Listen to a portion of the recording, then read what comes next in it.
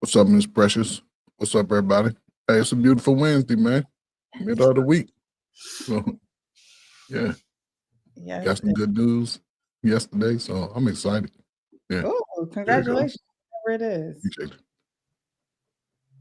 Hey, Arcane, America First. How we doing? How we doing? oh, doing fine. How are you?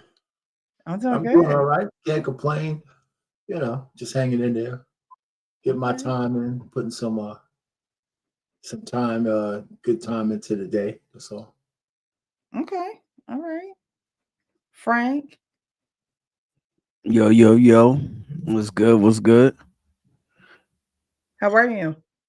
I'm good. I'm good. Long day. Got some work in now. Still grubbing over here. All right. And what about you, Miss Precious? Yeah. Tell us about your day. I'm Yeah. doing good. I'm doing good. It was a long day. I had a long day too. Like I said, I almost canceled the show. All right. That's how much I love y'all. we appreciate that. We appreciate it. I know I appreciate it. I wasn't gonna cancel it completely. I was gonna move it to tomorrow. But I was like, you know what? Let's rock out. Like, let's do it. Let's do it. So we're here. I'm She glad couldn't to be stay away, Frank. She couldn't stay away, here. Yeah. She said she loves us too much. No, I appreciate y'all. Y'all, you guys actually, plan your days and things of that nature around this as well. So I'm like, you know what?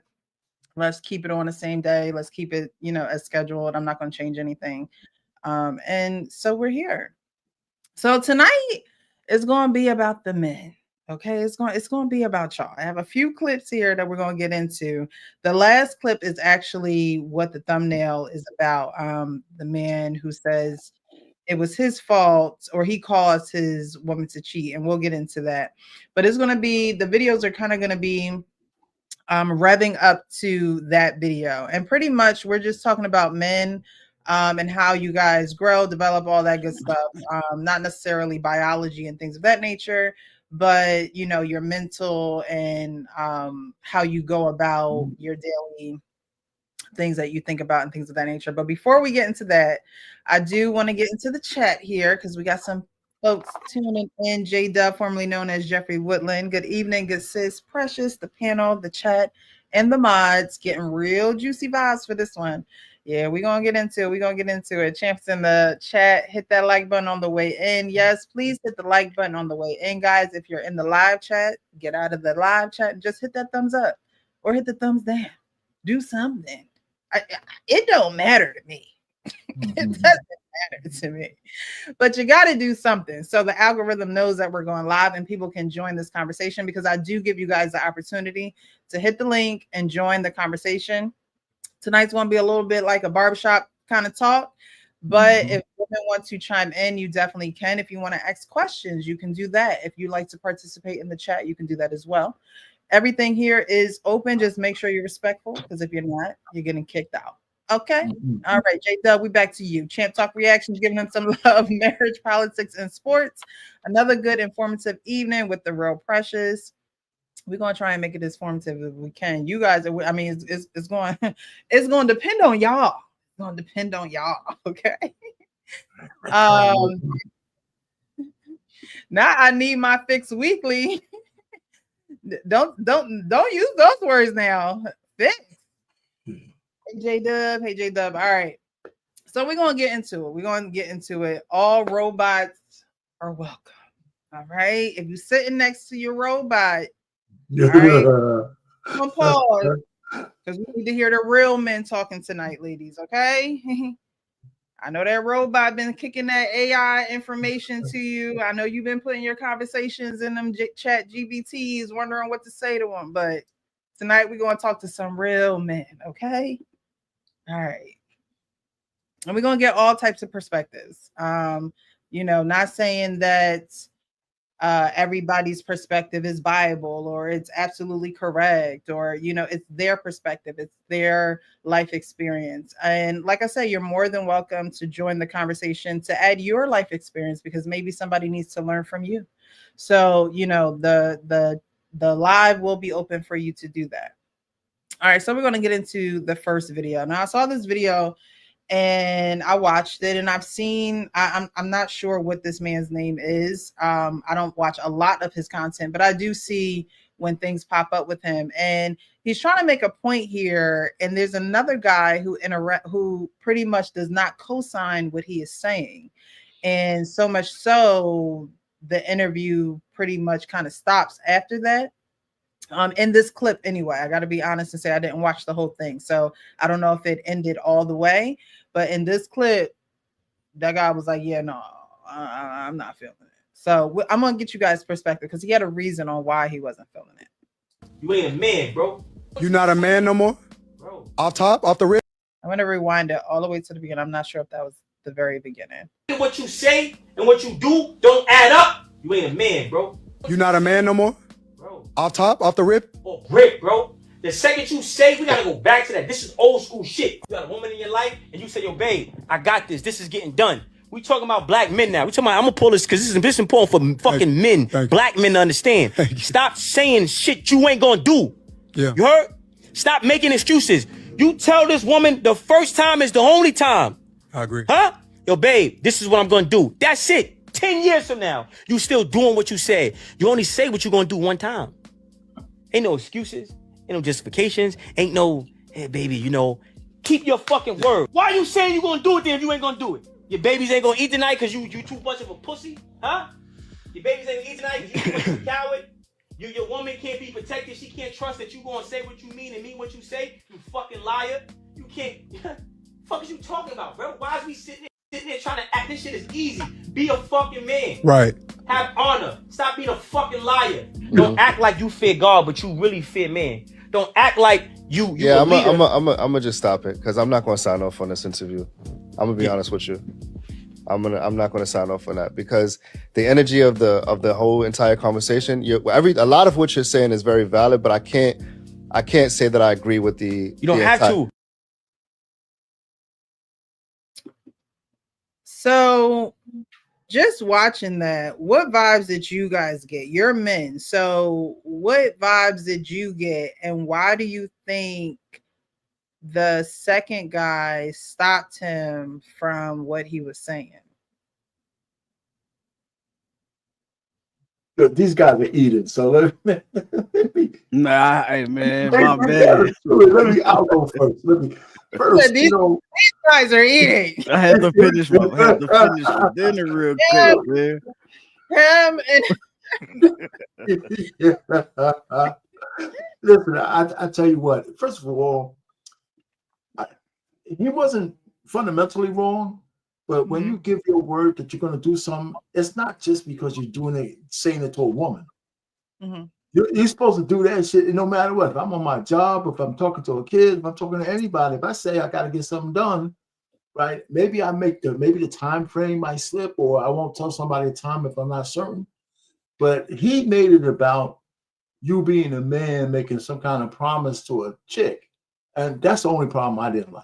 And his tone was overly excessive, and I'm not so sure even the guy, because men can understand men talking like that. I mean, it's not a big deal, right?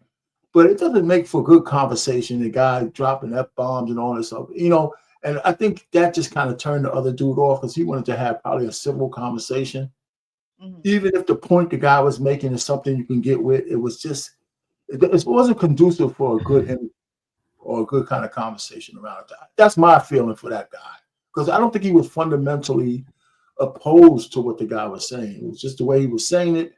And my addition is you don't just do that. You don't just be you don't just make claims that you're going to do something just because of a woman. You do that if that's the way you are. That's the way you should be in life with everything. Right. If I'm a promise to do something, you should just do it. You know, that's all. Okay. Yeah, I mean, you should definitely stand on, things that you say, 10 toes down. I know, I mean, life happens, man. Sometimes you might, mean to do something, but let it slip by you. You know what I'm saying? But you should hold your word. I believe that. Buddy, I think they call him Smart Guy, man. I think he's good for content. He's good for the internet. He pushes a really good message. I think every interview I see him in, he's speaking with passion. So that lets me know that he at least believe what he's saying. And if he don't, he putting on a hell of a show. You know what I'm saying? Make very valid points. Maybe the guy like Arpain said was getting a little, frustrated because he was cussing so much, or you're a pussy or this and that, you know what I mean? But you know what I'm saying? But I mean, shit, to be honest though, but men, we know how men speak. Yeah. You know what I'm saying? So I don't even understand, you could have reeled that back in. Hey bro, yeah, I got you. Let's okay. Even me, like, you just could have redirected the conversation to bring the tone down a little bit and just kept the conversation going. I mean, I don't know how big their platform is, but you got somebody like that who's making hella waves on the internet, all through YouTube. Everywhere he go, really could do something for your channel. So you could have took the opportunity to see if you can, reel that in a little bit. And if you couldn't, then okay. You know what I'm saying? I mean, I don't know how long that was, like if that was at the beginning of the podcast or what, but I ain't never seen a dude be like, man, damn, this dude talking hella passionate, man. Hey, man, we gotta end this. So that kind of threw me off a little bit. Yeah, it threw me off too. I agree. Like, why couldn't they reel it back in? Like, why say I'm not feeling this? Like, and mind you, it's their platform, right? Like I always say, you Right. get disrespect where you leave it. But I'm not going to kick you off if you're speaking passionately. I'm going to kick you off if you're disrespecting somebody on the panel, or, I kicked somebody off for gossiping one time. Like, I don't keep that over here. Okay. I don't want the he said, she said, like, but the passion and him being a man, what was wrong with the other guy who was a man just saying, okay, I see this is a passionate topic for you. Let me give you my perspective and how I see it. And then just go about the conversation in his tone and his passionate way. You know what I mean? Right. I wanted to bring it here because I'm like, what would possess him to do that? There's a disconnect for me. Coach Frank, what you think? Oh, man, that's a lot within that video.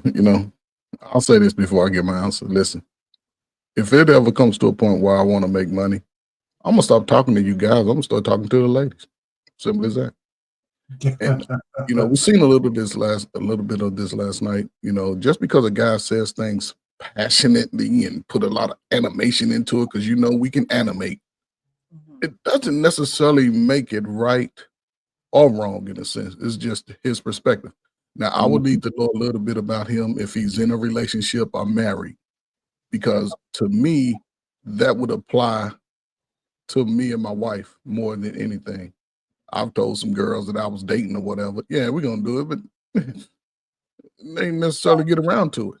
But if there's something that I tell my wife that I'm going to do, and we've been together long enough, she'll understand that just because I said it on Wednesday, I'm going to have a few days in between before I do it, unless it's something, intimate that has to be done. Right. I've been putting up a TV stand for 2 weeks. The lumber's in my garage.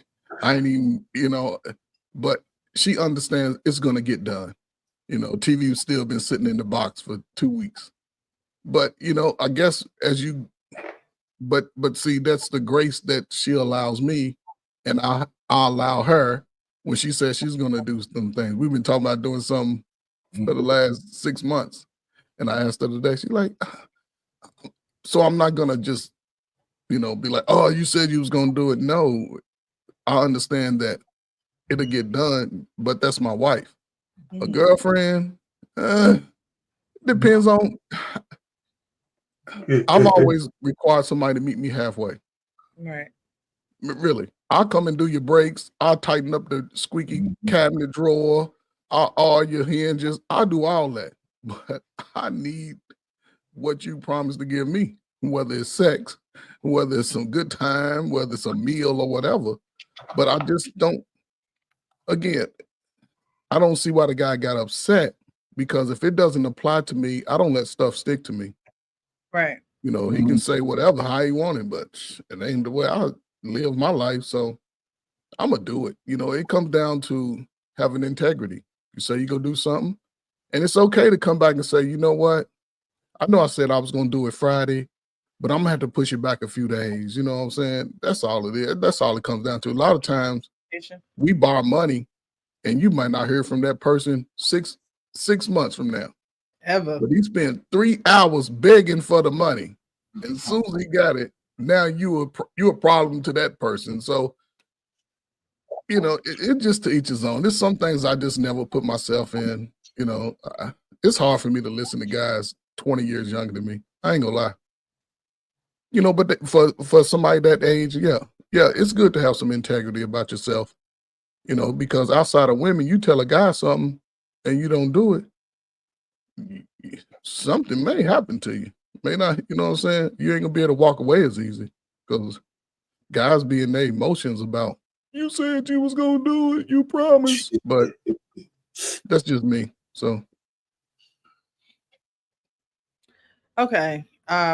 Because I didn't understand it. But I do agree with the integrity part. I agree with that. And I think that comes with men just developing into men, you know, because you know how, you know, of a standard in your life that you want. Nobody wants to hear somebody say that they're going to do something for them and they don't do it. I mean, no one wants to hear that. Was right? that guy was a guest? That guy was a guest on the show? Yes, He was he okay. yes, I believe he was a guest on their podcast. So I Yeah, believe yeah, he had, but men also, that's part of their value. You know, your word being your bond. That's part of your value. That's part of making a woman feel secure, making your family feel secure, making your coworkers feel secure, your boss, whoever it is. You know, like you guys said, it doesn't necessarily have to be a woman. They were talking about a woman, or that man was talking about a woman in a video. But whatever it is, if a man say he gonna do it, the person on the other end is going to look to you to do it. If not, I'm not sure if they look at you as a lesser man, but they don't look at you as someone that they can depend on, someone they can count on. But I just wanted to get you guys' opinion and perspective on that, because like I said, the guy just he was done. He was like, yeah, no. Yeah, dang, but it is just wild to me though, man. I feel like he just tapped out. Yeah. Like, bro, you like, at any moment you could have been like, all right, bro, like, all right, let's bring some light to this conversation. You know what I'm saying? The dude said he didn't care either, though. At the end, yeah, when he cut it off. Said, I don't care. Yeah.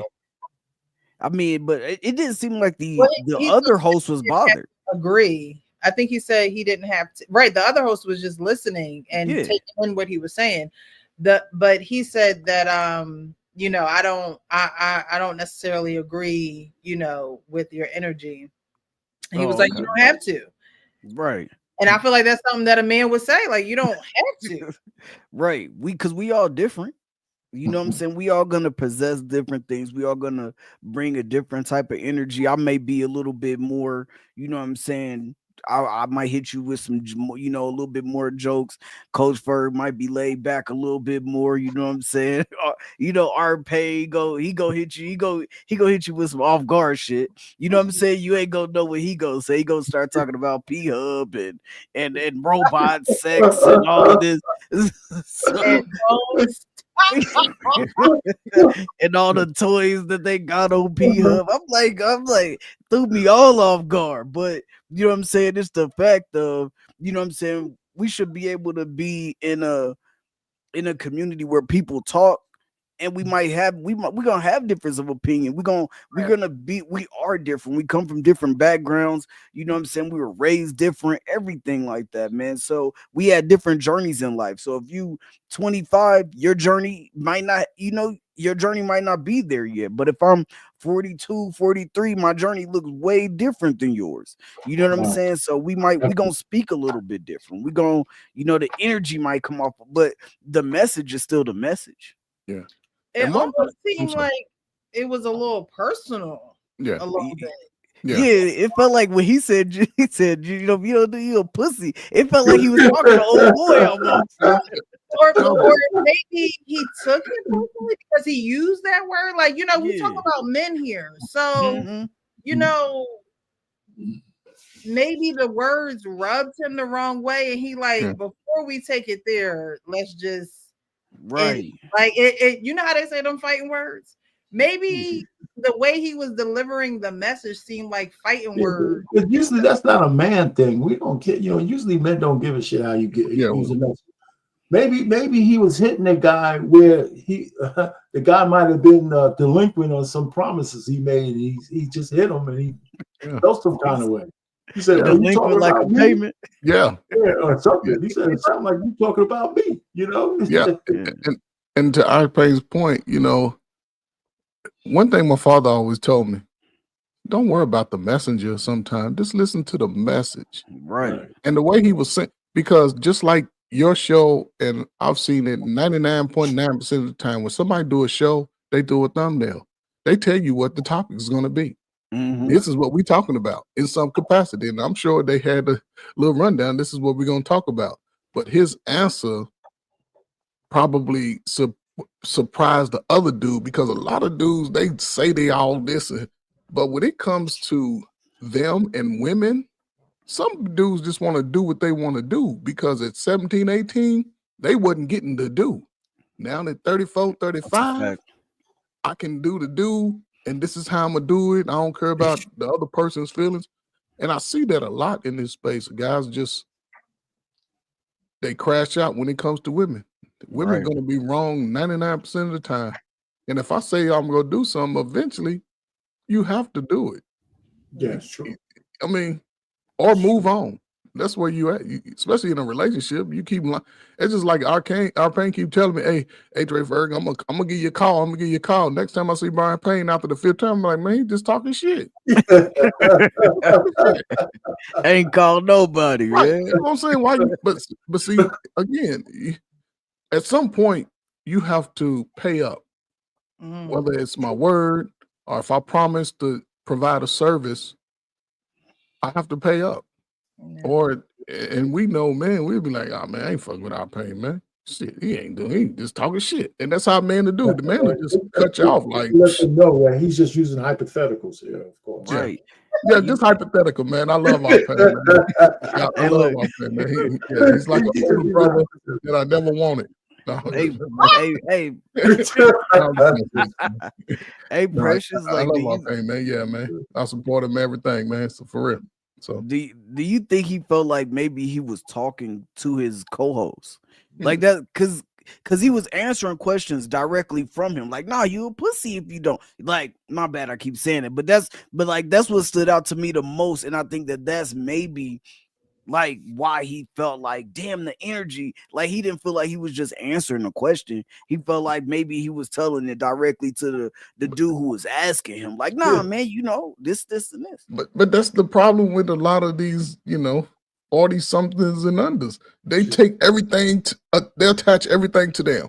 We talk like that sometimes. Oh man, Right. it's fucked up, man. You fucking not saying that he was messed up. He just owned that message for itself. Right. And he got offended by it. And that's the problem. Leave your damn feelings at the door. The hell with that. Facts. Yeah. You're right, Coach Frey. He got offended. He got offended by that. And we talked about it last show. Offense. We talked about it on the woman's side, I believe, last show. But men can catch offense too. And when you're offended, and the things that come out of when you're offended truly shows where you need to work. like where you need to put work in. Because if you could catch something that somebody is saying and you probably don't even know this person from a can of paint and they don't know you, and you could be offended by it. Now, there's nothing wrong with catching feelings and saying, like, dang, he's talking about me. Like, sheesh, like he all up in my business. He's like peeking through my window. There's nothing wrong with that, because at times I believe God will send you people who will show you you, and they don't even know you. They don't even know you, right? He sends people. And so when those moments happen, that's when you have to self-reflect. Like, oh wow, is he talking about me? Because there has been a few things that I said I was going to do that I haven't done. I need to get better in that area. And this is my sign. This is my, magnificent wonder that conjured up. I don't know where this man came from. We wanted him to come on the platform, speak about X, Y, and Z, but ain't nobody asking him to get in my business, right?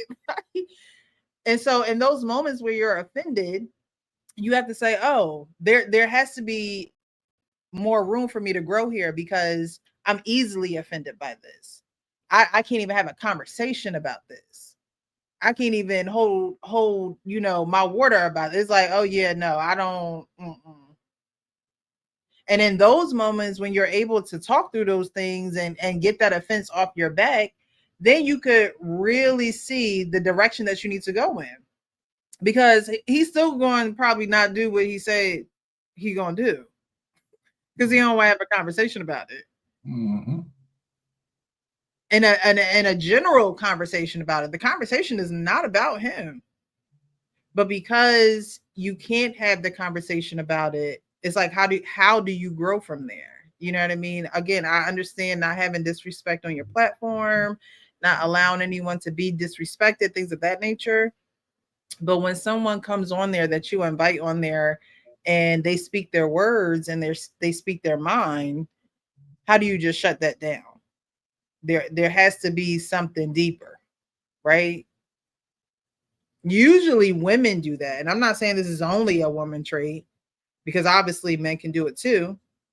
But usually that's an area where women are like, yeah, no, I'm not talking about that. We're not going there.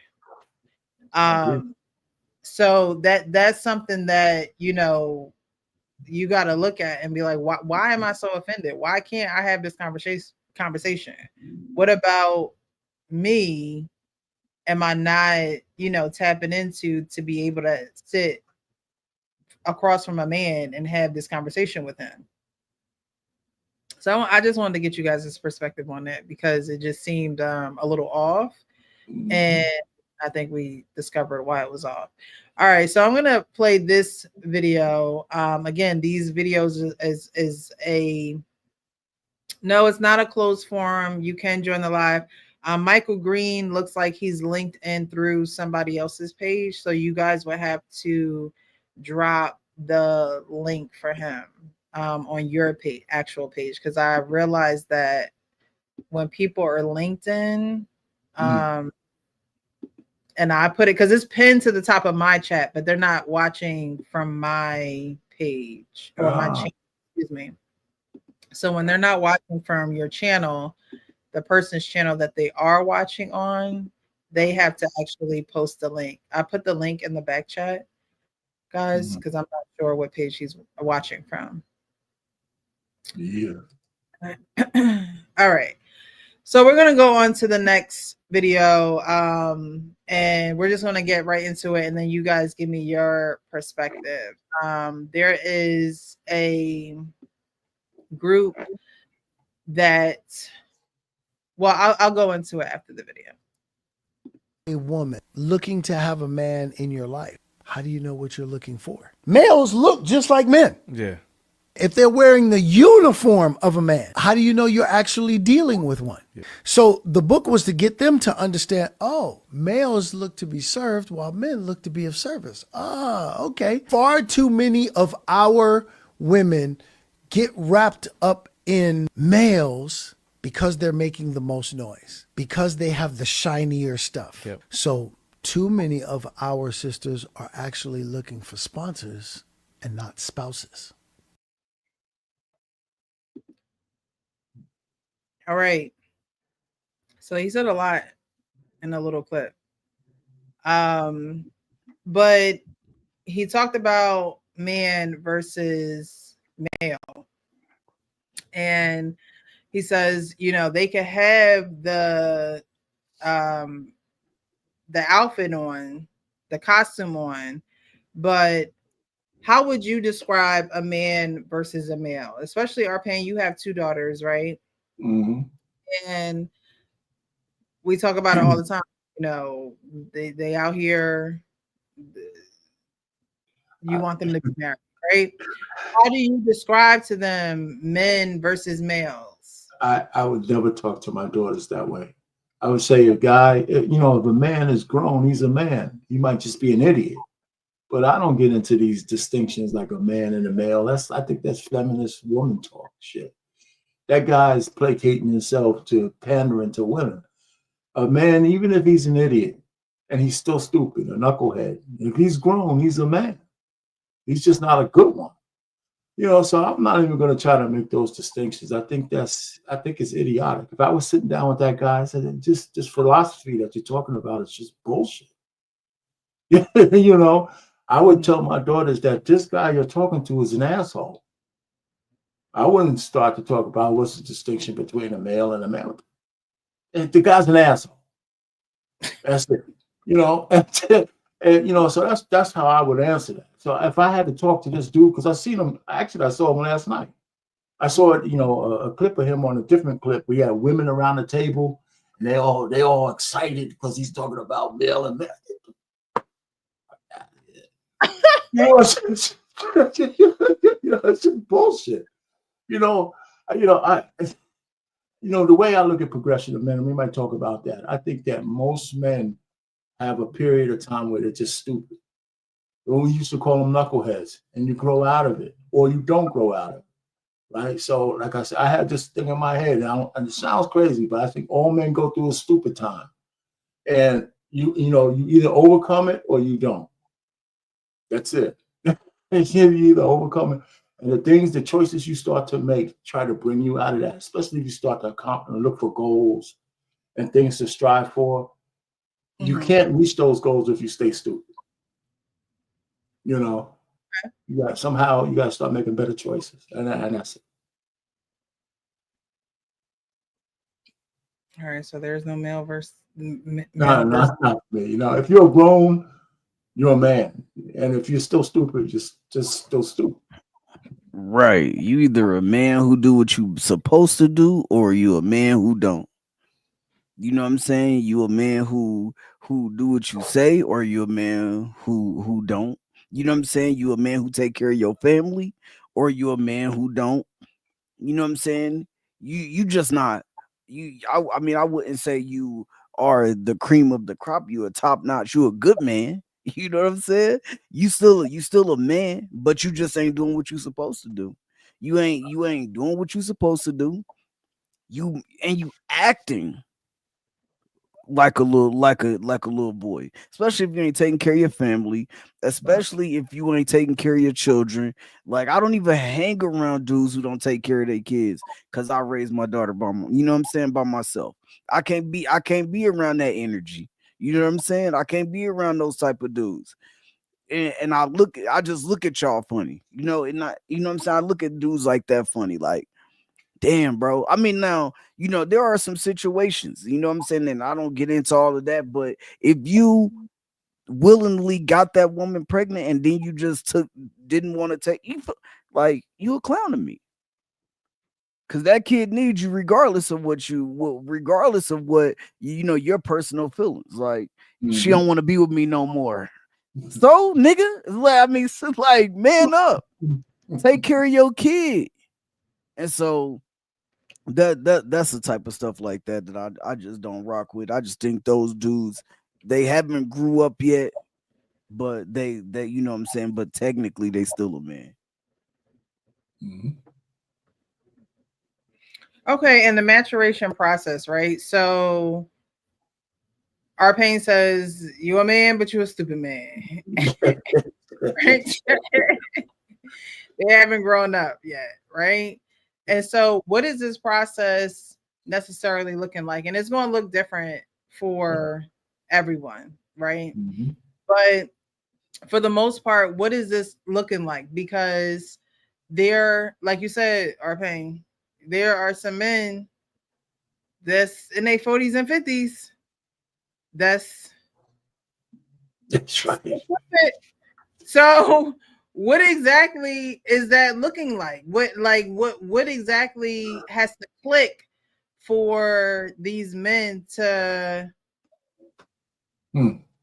be better men? You know, it's funny because all three of us here, if we had to tell the story, we'd be here all night. But for each one of us, I bet you it'd be different. Mhm. What made us, say, hey, listen, I want to move from where I'm at to where I need to get, but it's in stages, Mhm. right? I mean, at one point in your life, if you have any kind of household, your decisions are not yours. Before I became 18, my decisions were being made for me. A lot of them because I had guardians, parents, stuff like that.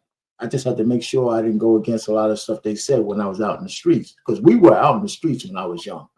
We were out in the streets all the time. All the I time. mean, all the time. And so, I didn't make any dumb decisions. I didn't write on walls. I didn't take drugs. I wasn't in the gangs. I just played basketball around the neighborhoods. That's it.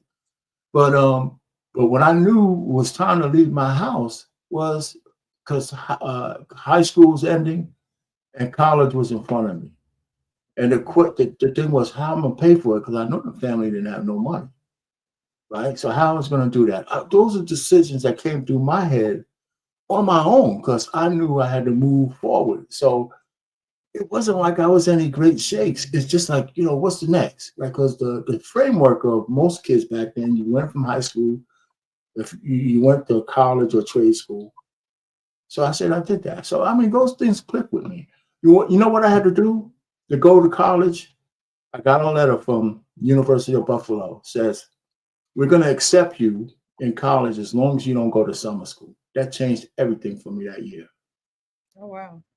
Because that letter said, if you mess this up, we're going to revoke this acceptance. Mhm. I went from just bullshitting in school to actually getting the grades so I can go. So that letter, I remember it now. I remember it like that. I remember reading the damn thing. It was like only like 5 lines. Yeah, we accept you as long as you don't go to summer school. So that's what I did. That changed me. That changed my whole life. Just so I got good grades. I was in Regents classes. I got really good grades for that year. Got accepted. Found a way to pay for school because it was only like $1,000 a year to go. What you do? What way did you find? So what? I said, what'd you do? What way did you find? Oh no, I mean, I went to the guidance counselor office. They had a package called Equal Opportunity Program. Yeah. So yeah. He start working on his robot. I found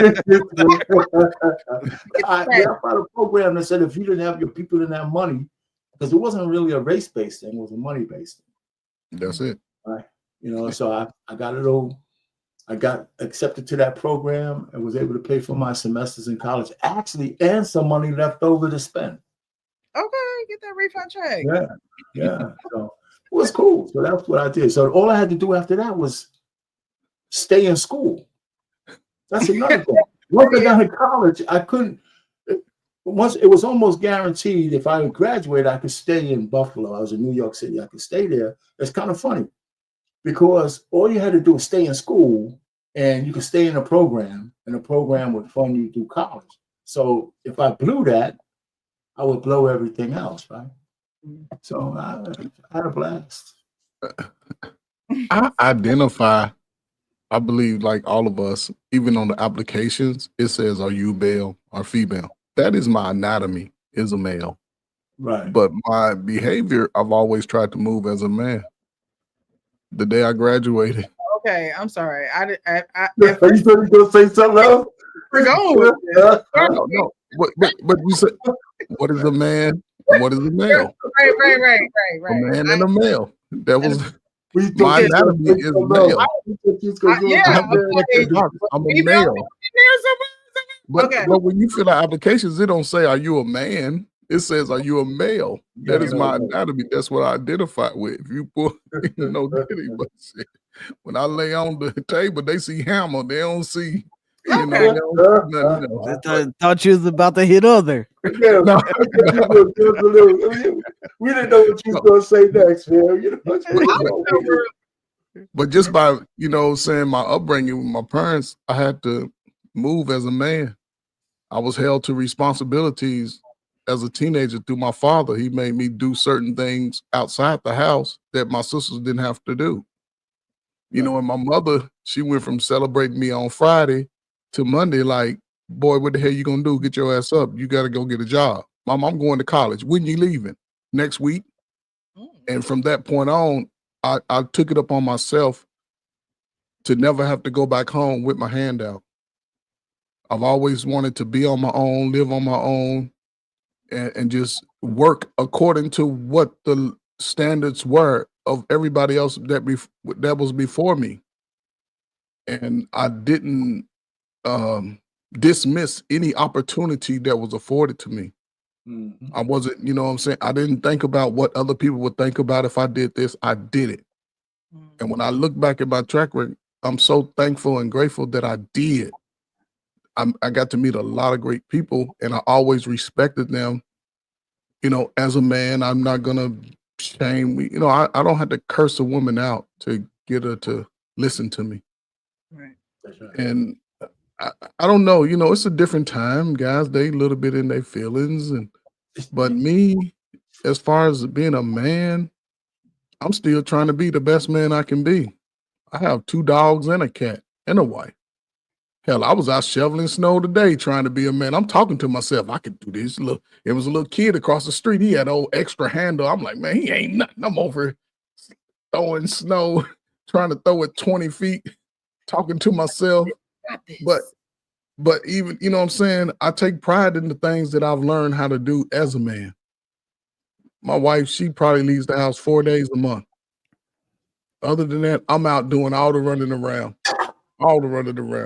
I'm grocery shopping. I'm doing it all. No. But I don't have to worry about what she's going to do in the house. I'm telling her she's cooking too much. She's pulling out food. And you know, I can still eat this a couple of more days. You know, but it's just me as a man. It's to me, like Arben said, it comes in stages.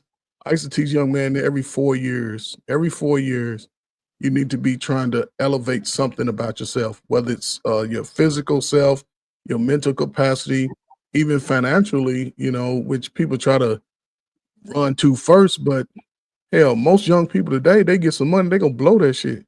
Right. They ain't going to be thinking about 10, 15 years down the road. They're going to buy the latest knockoff stuff in America just so they can appeal to everybody else. I never wanted to be appealing to everybody else. I like to stand out. I like to be light skinned.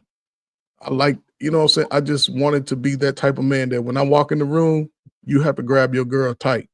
And I might not even say nothing but hello to everybody. I'm not gonna be loud. I'm not gonna be boisterous unless, you know, we talking about sports or something. Yeah, I can run over them, but I'm not gonna come in there with all that, you know, energy. But they don't, yeah, I ain't had a problem with women. I've always had a woman fall in line with what I was doing. So, but I don't measure myself as a man against women. I measure myself as a man against other races of men. I know what ninjas do. So how do I compare to other races of men? Not that I'm trying to compete against them, but hell, I'm in the same places they live in, so I want the same things. And I know that comes with hard work and being a man about it. You know, life is up and down. I can't cry about stuff that happened to me when I was 18, 19. No, I was a foolish man. I was childish. You know what I'm saying? I was playing boy games. And once you get to that level and once your mind switch on, you have to move accordingly. You can't sort of straddle the fence with it because you'll miss out on a lot of opportunity. You just have to move forward. But we'll see in the next 20 years because a lot of people just trying to straddle the fence. And this is my last thing. You can't call yourself a man if your ass ain't got a belt. I don't give a damn what you talking about. You still playing boys game. If you ain't got at least 2 belts, you know, and you a couple of button down, some hard bottom shoes, you just talking.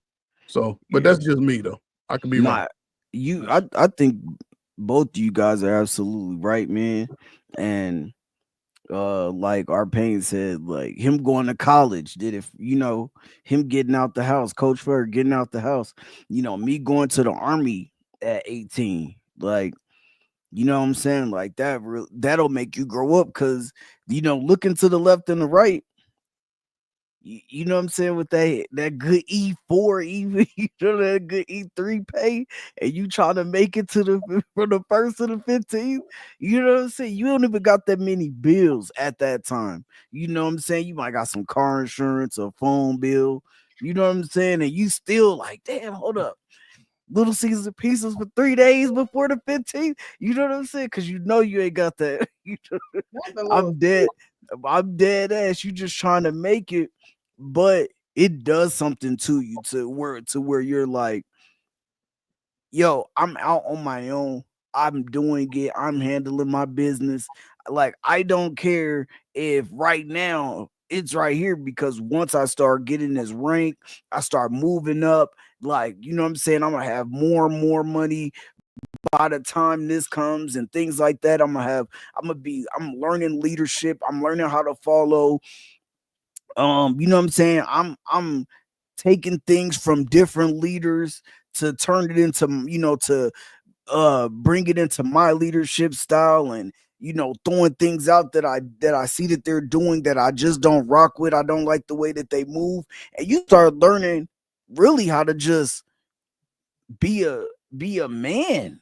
You know what I'm saying? You like, damn, because now you looking at other dudes like, I don't like, you know what I'm saying? I don't like to be in his business, but the way that he talk about his wife, I don't want to be at work talking about my wife like that.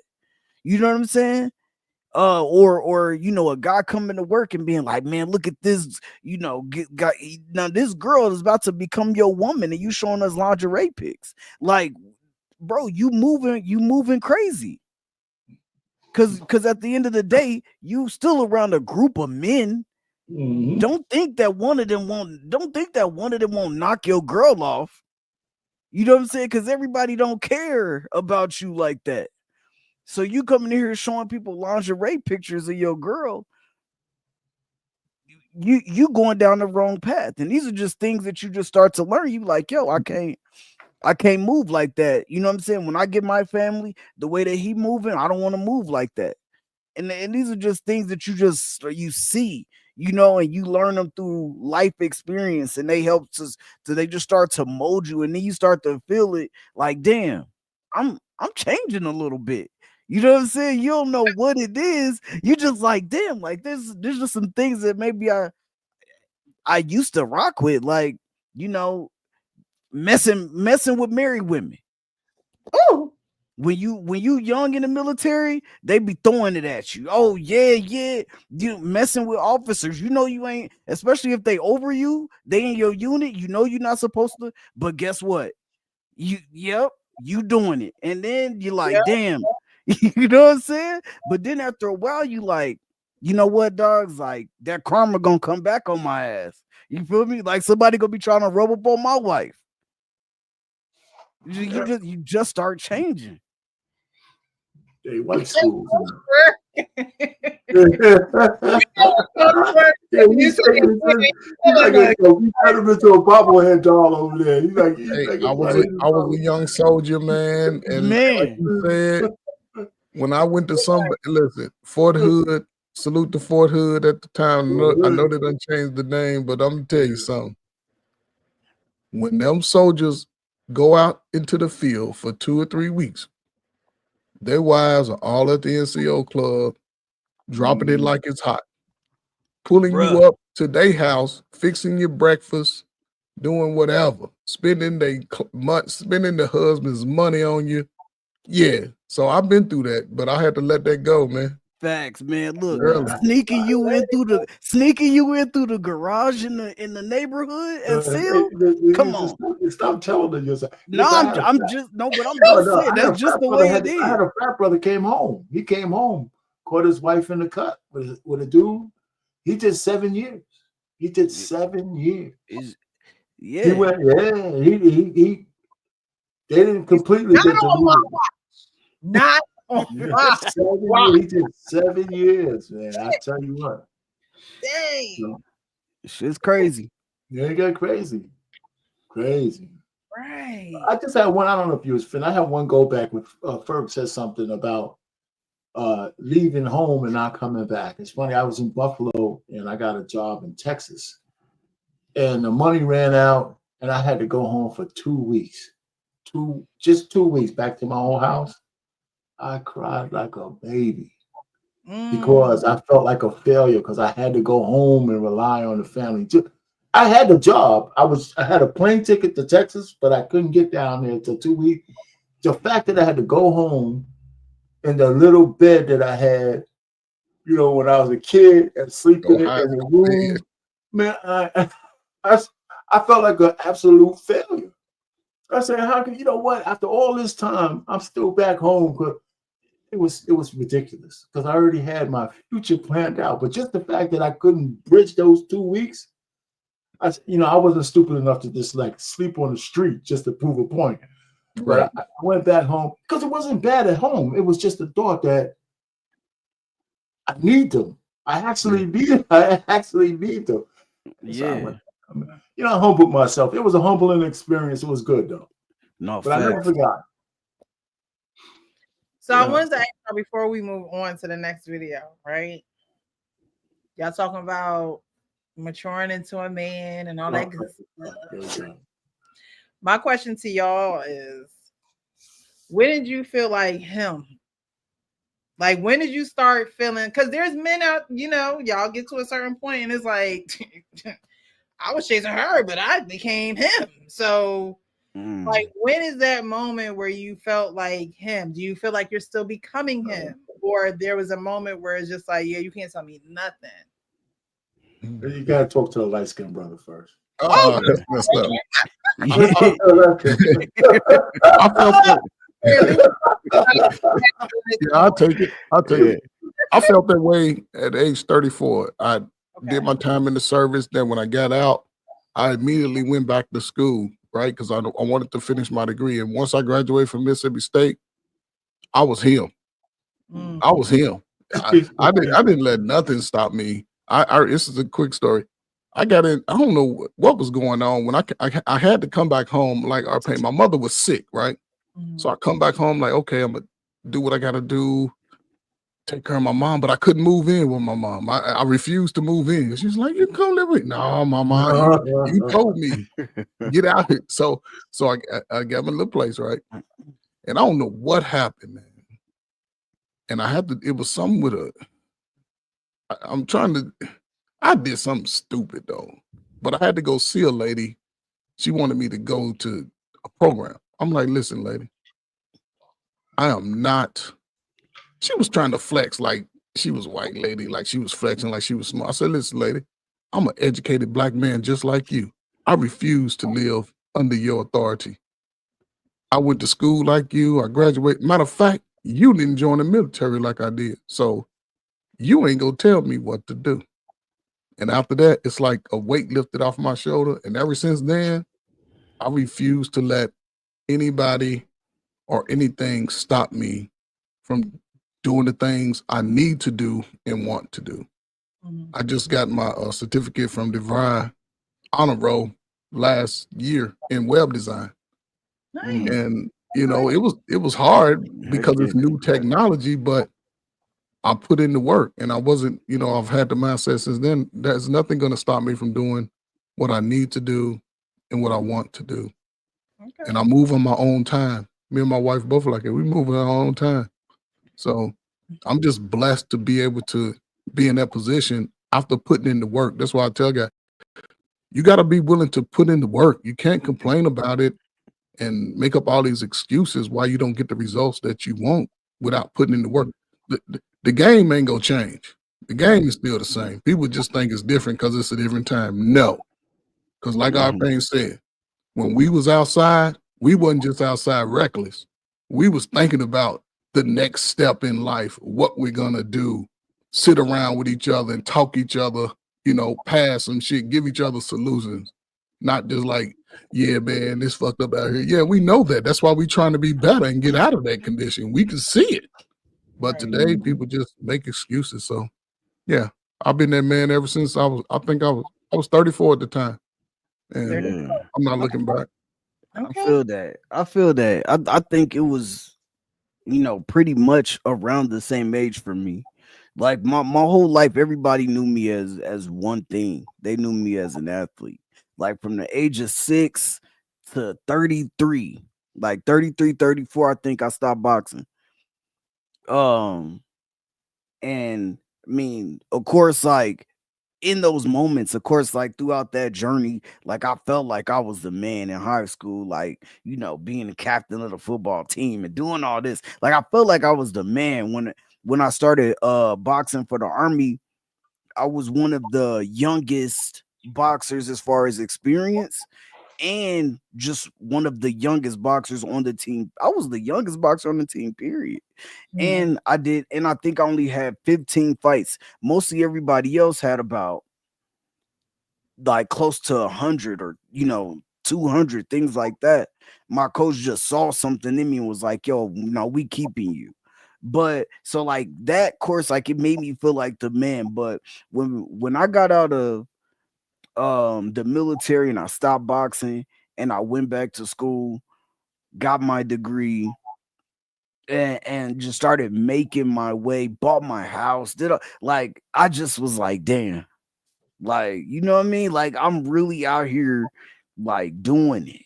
And now people know me as, they still know me and remember me for being an athlete, but like now you get to see me in a whole different realm, in a whole different light. You know what I'm saying? I'm trying to impact the youth and all of that, you know, more hands-on in the school districts and stuff like that. So I just was like, guys, I'm really that guy. You know what I mean? So yeah, that's me. Yeah. All right. Our pain. When did you? You know, I mean, it's funny. I don't think I ever thought of myself as the guy. I mean, when I was growing up, I was the guy. I hung out with the fellas. We played basketball, but I had bad eyesight. I had to wear glasses, right? But they didn't have contact lenses. I was walking around with the old two of them. Hey, I told you before. I used to have the nickname Cyclops and all that other kind of shit. But you know, you develop a thick skin, right? It's funny, you just kind of develop it. So I just started just a couple of things. I wasn't going to let that handicap me, especially with the girls, right? And so that's why I never really was afraid to talk to women, because the rejection was just something you'd have to go through. And so I was successful there. But when I went to college, my house was full of women. I went to college so I could get around men, right? Some men, you know, and that's why I joined one of the things why I joined the frat and that kind of stuff. Pause. Oh, but yeah. Oh, yeah, get around. I didn't think about that shit. You know, get around men because, you know, how they behave and all that kind of stuff. But I really never really thought of myself as it. When I did, you know, join the frat, I became the bossless, which is like the president of the chapter. And we had a party, right? So I had my colors on. And this chick, man, she was pretty as hell. She walked up to me and said, "Oh, yeah, you're." And she just started, she put her hand on my shoulder and said, like, "No, I wanted to meet you." And I looked at her, I said, "Oh my God, is this what that be?" Is this what that be? By then I got some, when I turned 20, I got some, they had the old contact lenses. We're talking about like 82, 77, 70. They had hard contact lenses, right? So I finally got rid of the glasses. I had some contact lenses. These are like reading glasses because I'm close to the computer. So without the glasses, man, I was crazy. I went crazy. I lost one. I lost one. And my frat brother, one of my closest frat brother, man, he said I had to go back to the glasses, right, until I got another one. He says, you know, he said, they call me Pain. He said, Pain, you know what? I'm so happy you lost that lens. You were unbearable. He said, he said, I'm so happy you lost that lens. So I had to go humble myself again. You know, I had to go back to being humble. He said, and the way he said it was so sincere. You lost that leg. Hey, I'm so happy. I mean, I'll never forget the way he The said rest it. was in the shoe and it's 12 hours. You were so unbearable. You was up in everybody's face like this and all that. hey, So I think my change is based on understanding being the humility of it. Those are the kind of things that you kept me grounded. You never could get so high because there's always something that can humble you. facts. Right? And I think that's more of the way I live my life. So, you know, so I never get too high and I try to never get too low. Yeah. And the caveat to that is that I think everybody can attest to the same thing. Although I'm saying I felt like I was the man and believed I was the man at that time, one thing I never had to do was boast it. I Facts. never had to do that. You know what I'm saying? I wasn't going to boast it that I was that man, you know, because I always wanted to keep a level head regardless and not seem to be cocky. It all depends. You know, we on the basketball court. Yeah, I'm a talk. Yeah. Like, man, you can take these jumpers all day, you know, but as far as like around women They and trash on the court. You trash. well, I'm a basketball since the 7th grade with both hands. So, you know, you might catch a shoulder, elbow, you get too close. But Precious, you can guard me. Believe me. I ain't gonna be too quick to shoot. I'm gonna rip the clock out with you checking me. And I expect for you to body check me too. So. Yeah, all that. All that. Nah, that's 100 though. When I went to school, one of my teachers, she always used to be like, Frank, you need to boast. You need to big yourself up sometimes. I'm like, cause she would always be like, man, y'all know Frank, he be like, no, I don't miss G. I don't want to do that. Like sometimes as men, I feel like you do need to pop your shit sometimes. I do every time I got in the ring, in the gym. Yeah, but I think and there are ways that you can do it where you're not necessarily saying those words, right? But it is a confidence boost for even yourself. Like I believe everybody should look in the mirror and you know, you look good today. You look like you have to be your biggest cheerleader, right? Yeah. And then that will attract other people to be a cheerleader for you as well, because people can tell if you're confident or not. That's a fact. People can tell if you're confident. People can tell when you don't have any confidence. People can tell when you're jealous. Okay. People can tell those things, right? And it's not for you to be confident or boastful, for you to be arrogant, but that's for your esteem. It's called self-esteem, right? It's self-esteem for a reason. And I think that, you know, I think that men do it, but I think that a lot of men don't do it because, you know, you want to be humble, and yeah, you should live a humble life. And yes, you should be humble, but there are times where you need to be like, I'm him. Like, what are you doing? Oh yeah. You know what I mean? Like, why would you, you know, talk to me like this? Why would you treat me this way? Why would you think that you could do, you know, treat me lesser than? You know, I think that there are times where men need to remember who they are, because y'all do go through a lot. You do put up with a lot. You do take on a lot. You do worry a lot. Like, there's a lot that men don't talk about that goes on in your heads, goes on in your worlds, and things of that nature. So there are times where you need to put certain people in their place, because you need to remind them of who you are. And it's not you're being mean or arrogant or anything like that. It's because it's the truth. But it's the truth. Why not?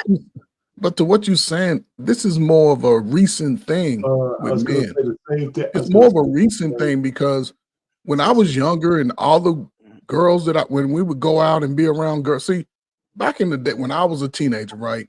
The guys and the girls didn't get together until we was gonna have a dance or a party, or the girls came and watched us at the basketball court or something like that. We just didn't walk around with 2 or 3 girls in the group, right? Okay. So, but when we got with the girls, they wasn't verbally beating us down. They wasn't standing on the corner with the microphone. It just ain't shit.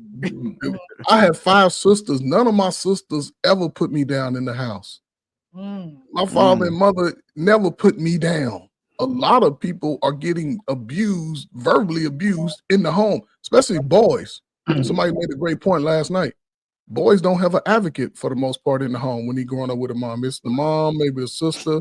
Right. So the boy's left to his own demise or devices per se. So he's going to listen to those closest to him as peers who may be in similar situations. And they all are going through the same turmoil, but it's shameful when you're young to have a voice about it.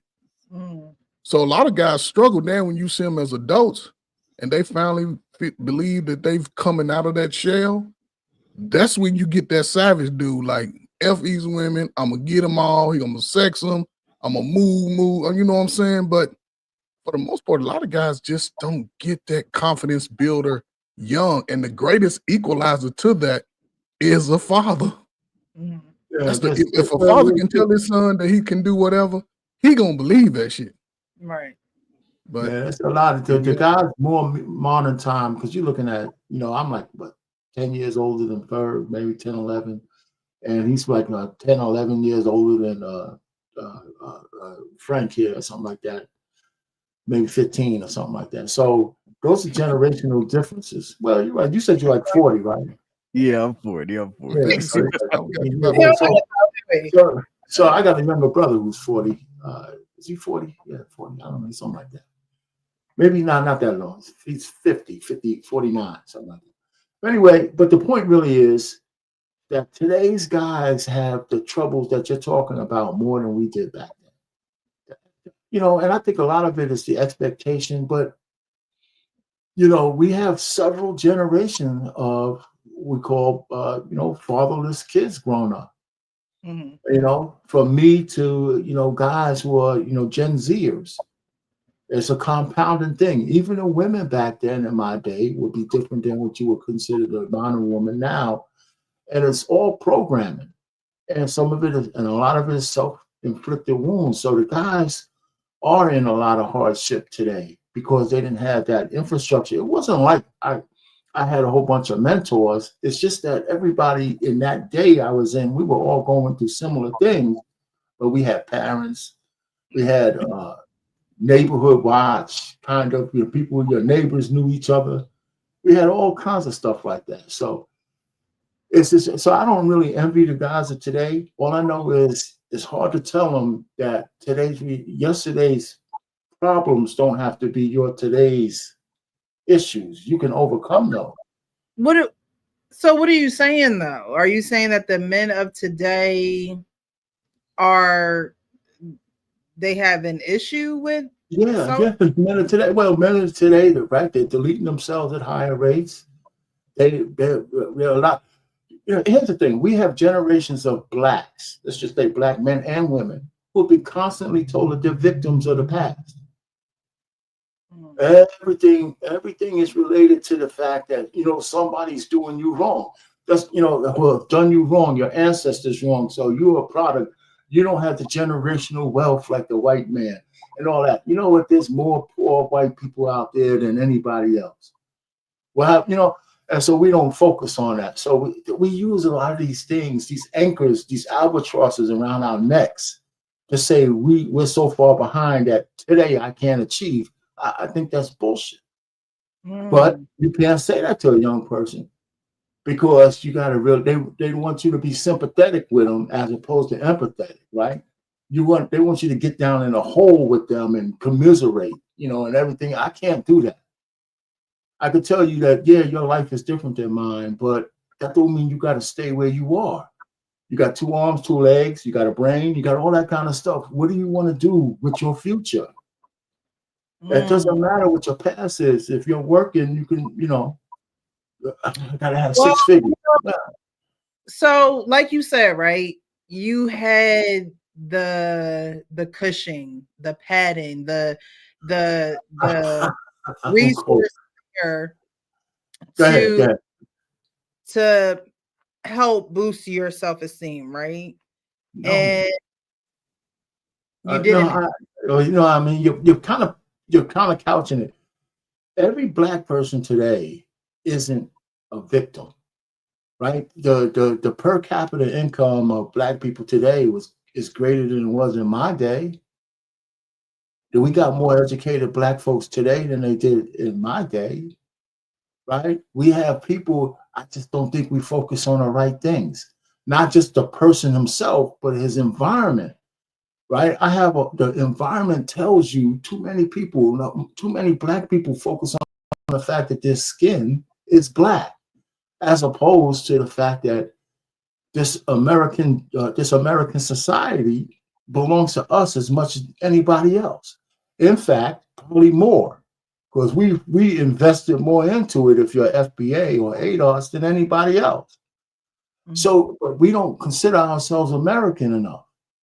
Right, so all the things that this place has to offer, we try to reject if it doesn't have black or female or some horse shit identified with it. Right, that's what I'm saying. So when I see people talk, I pick up on that. I'm gonna end it here. I have a circle of friends, right? All the brothers that I know in my circle all make more than 6 figures, all of them, every single one of them, some real high. And when they start talking this victimization shit, I look at them, I correct them every time. I say, what are you talking about? You make more than 85% of the people in the United States, white, black, green. What the fuck are you talking about? What are you talking about? Well, the man did this. I can't even get frustrated enough. Because that's a wrong way to think. Because if he's thinking that way, he's teaching his kids that bullshit. And the people around him, get out of here. How did you get to where you're at? How did you get to where you're at? If you're such a victim, how did you get there? So when that's the way I talk, and I get a lot of shit for it because I refuse to get down in the hole. I just can't do it. Go ahead. These men of today, not as, and I'm not making no excuses, right? But something needs to be done, and that comes with, y'all talked about, your maturation process and going from high school to college and stuff like that. Like, I remember back in the day being in high school where you had that male counselor you could go to. I forget what his name. I think his name started with a W, Mr. Woodwork or something like that. He was a black male that I know my friends would go to because he was cool. They could talk to him, just come to my office. Like, I don't think that, and we talked about robots last show. Okay. I don't think that, I believe the resources are there. However, I don't think that the young kids of today are getting the resources the way that they need to, or they're not attracted to what the resources that are there because of all the technology and because of all the AI and things of that nature. So, you guys are the older generation. We have literally different generations on the panel. And it's like, things that were attractive to you or not attractive to you back then, it just is not the same for the kids now. Okay. So, okay. What would be attractive to a young man, in today's world, to become a better young man into a better young man into a man? Like, you know what I mean? Like, what are the things that they are attracted to? Okay, And know more about this. I know you work with children. Like, what exactly are they attracted to now? Because honestly, back in the day, pain used to be attractive. And I hate to say it, and I know that's kind of what you're saying, our pain. like the victim, right? But some people use that pain and they turned it into triumph, right? Like that pain, it wasn't necessarily attractive, but it worked. Like it kicked them into fifth gear.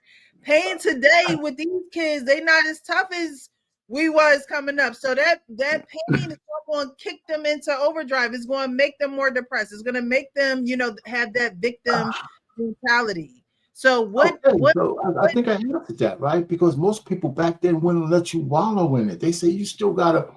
Today we let the kids wallow in the, they wallow in the shit because we had generations of people telling them that they're victims. Generation after generation. And they don't have enough people like me to tell you ain't no victim. You got 2 arms, 2 legs. You're actually high school educated. You have a computer. You got one of these damn things, the most powerful piece of equipment in the history of mankind in your hand. And you're gonna tell me that you actually know how to pay the bill for it, right? And nothing else. But you're a victim. I mean, listen. I'm just saying we have too many people telling our kids the wrong thing. And I'm just like that. I mean, I think it's psychological. The fact that we have a whole, I don't want to get down to this path, I'm going to just say it. We got a whole segment of Black people who are still waiting for reparations. Mm-hmm. And I think that arrests development because they think some big magical Negro check is coming. It ain't coming. Big magical Negro. It's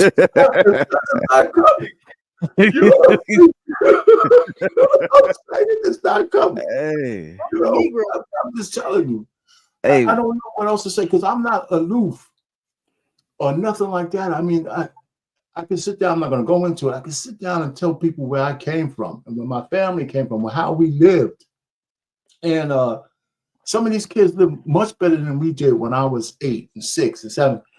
And they still act like they can't see the forest for the trees. And I believe that's the generational curse that we have. We don't tell people you can overcome, not that by pulling yourself up by your bootstrap, but have a dream. Have a desire that makes you take a step forward without having to have all the answers. Right? Exactly. That's when I was working as a manager. I told people, listen, the best thing we could do is we have an outline as a leader. So we have an outline. This is where we need to be. I don't know all the steps to get there, but I do know we can't stay where we are. We got to move towards that. Mm-hmm. And sometimes when you start moving towards your goal, the answers start to appear because you're looking for them. So I'll just.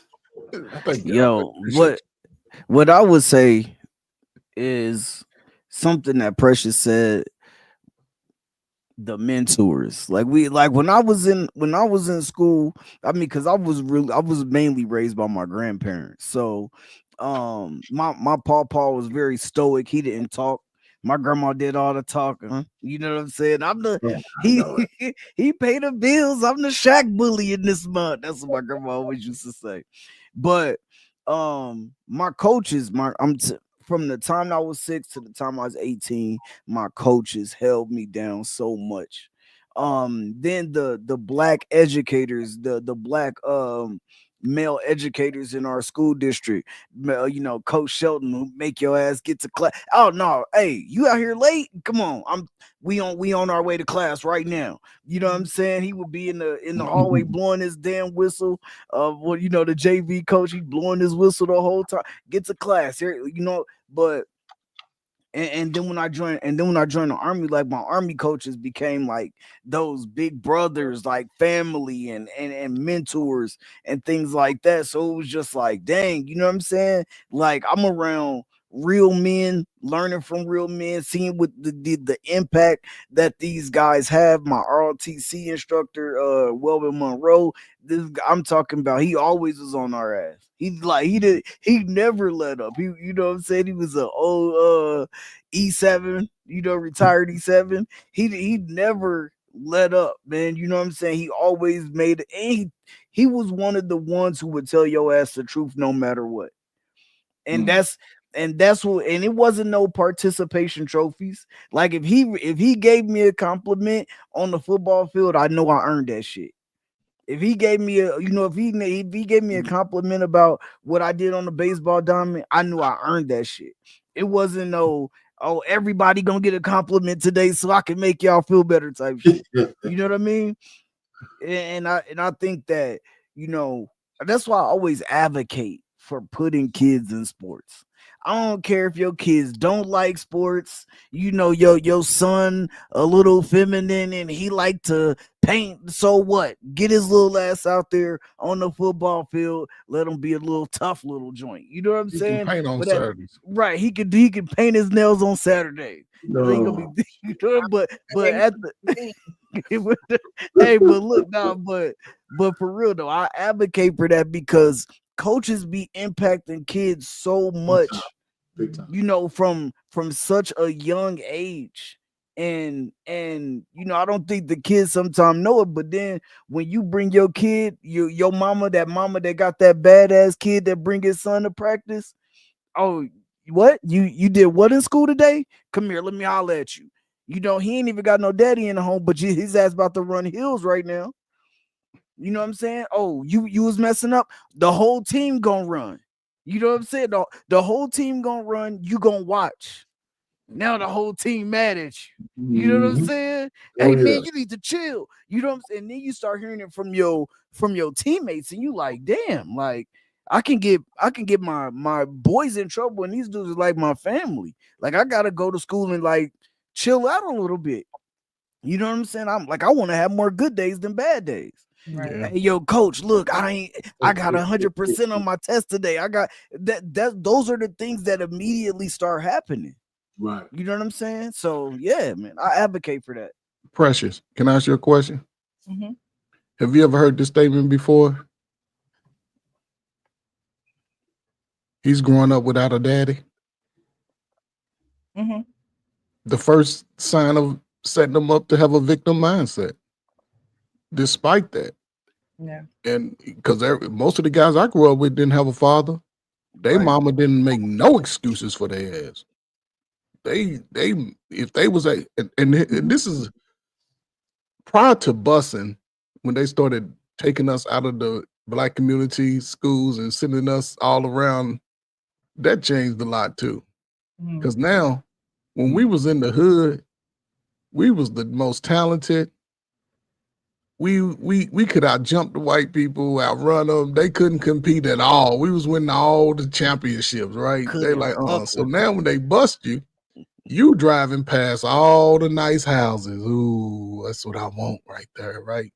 So at that point, a lot of us understood, like, because for the most part, we knew we were in the projects, but that was a temporary condition to us. So the first thing a lot of us did, like, I'm getting the hell up out of here. The first opportunity we got, right? And it wasn't glorified to be in the hood. You know, we enjoyed it, we respected it, but it wasn't like, yeah, I'm in the hood, snitch. No, you did some shit around Miss Clara. She'd have told on you and identified everything you had on down to your socks. Today, it's a badge of honor to not snitch on the person who deleted your cousin. Makes no sense. But as far as the man, the first we self-inflict ourselves by making, once you put those statements into a young person's mind, like, oh, everybody ain't made for college, everybody don't want to go to the military, da da da. You telling me I don't have to try for anything. Mhm. And that's the worst message a boy can get. Because we see because all of us come to about, you see guys start to crash out about 25, 26. You see what their life gonna be like for the most part, unless they have a traumatic experience and they completely do a 180. But most guys after 25, that's who they are. Mhm. And it take a act of God to get them to move differently. But you can't make excuses for the condition that you're in currently. Life it's about ebbs and flows, ups and downs. It's a roller coaster ride. It's a marathon. You just have to be willing to go through those trials and tribulations so you can come out better on the other side. I can live through the worst of my life and then still be talking about the worst times, and I'm 10 years past it. I'm not going to allow anything new to come into my mind. But you can't do that to a boy, because since you've been around, what were the three avenues to make it? In a sense, you had to go to college, traditional, join the military, trade school. That's it. Now they got this new avenue called entrepreneurship. Most ninjas are too lazy to really focus on entrepreneurship. They selling a bunch of bull, but are they presenting their projects with high quality? Am I learning how to communicate with people? I can't get in my feelings because Precious didn't want to buy my little stinking ass gloves I made. You know what I'm saying? Am I presenting it to her correctly? A lot of people miss that ball, and it's only 4 avenues you got to get in America. You got to choose one. Yeah. You got to choose one, because after 25, 26, listen, you want some money from me? I got leaves on my roof in my gutter. My grass need to be cut. You can walk my dog. She might bite you, but you can walk her. You're going to have to work around me. I just don't get it. My son has to work. He ain't getting nothing for free around me. But that's just me. My father put me to work, and I ain't stopped working. So, no. I got a question before I don't know if you was gonna move on or not. I got a question I'll though. read some comments, but go ahead. I'll read them after. Bet. So when we was talking about that, like, how do y'all feel about young men? Like, how long you let your son stay in the house? Because I know, like, for a lot of us, it was get out at 18. Soon as you graduate, well, 17, 18, because some people graduate at 17. So, you got to get out, make it on your own, go do this, go do that. How do y'all feel about that? Did your life experience change your mind on doing that to your own child? That's a good question. You're on mute, RP. You on mute. Yeah, listen, for me though, it's kind of funny. It was just an expectation of all of us in the neighborhood. When we had the 3 options, a couple of my friends went to the military. I went to college. Some people had vocations. But as far as my kids, I mean, I have realized, see, I have a daughter that's a millennial and one that's a Gen Z. So they're young. They're part of this generation. They're living through this shit, right? And that's why when people tell me I don't know what's going on, I have 2 kids who are living through this stuff.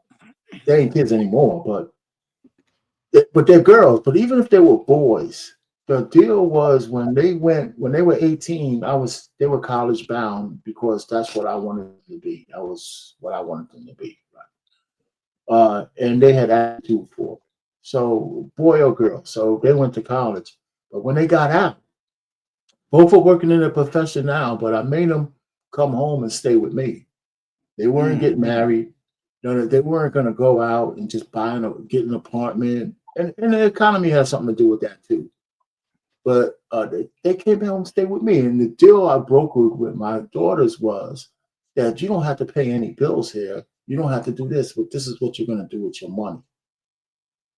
You're going to invest your money. You're going to save your money. You're going to do all these things with your cash in lieu of staying in this house because I can take care of the footprint, right? And that's what they did. And so my oldest left. She's 30 now, and the youngest is still here. She's been out of school for 2 or 3 years, and she's just stacking bread, And so they come and go as they please, as long as I know where they're going. In terms of, they don't have to get my permission to go anywhere, but I want to know where you're at and when you're coming home. And my daughter, who's out of the house, if she's going out of the country, she definitely tells me where she's going and how long she's staying. Or even if she goes out of state, I want to know that. And what hotel you're staying at and all that. Because the goal was, I wanted them to leave me and go be married or something, but that may or may not be in the cards because they're swimming in the same pool as all the rest of the people out there, So. But yeah, so I wouldn't kick my son. If I had a son or daughter, because I'm going to use both. If you have a son and he's not a bum, I would let him stay home as long as he follows the rules. Got As long as you. he follows the rules. I would encourage him to stay home as long as he follows the rules, especially in this economy. I would encourage that. What about you, Miss Precious?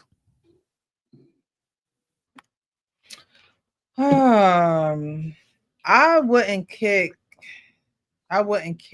my child out the house.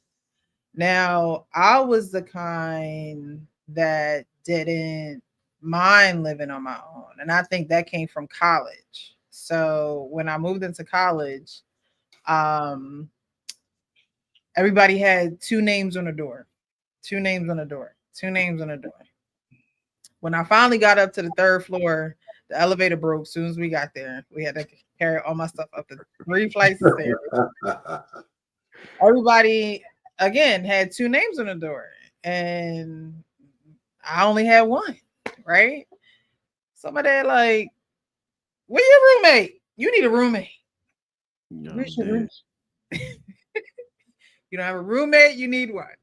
They didn't give me a roommate. I didn't request not to have one. I was a transfer because I played basketball at my 2-year, and I was a transfer to my 4-year. They recruited me to play basketball, and I didn't have a roommate. I stayed in a very nice dorm. They were the newest dorms on the campus. It was like a hotel. My ID was my key. Like, I was just living a good life. Living life. Living a good life. And I worked. But that's just me. Like, you know what I mean? And so I wouldn't just kick my child out at 18 like you gotta go. That's just not something I would do. However, given her life skills and showing her, what hard work is about and things of that nature, I mean, she wants to work now, you know what I mean? Not even old enough to.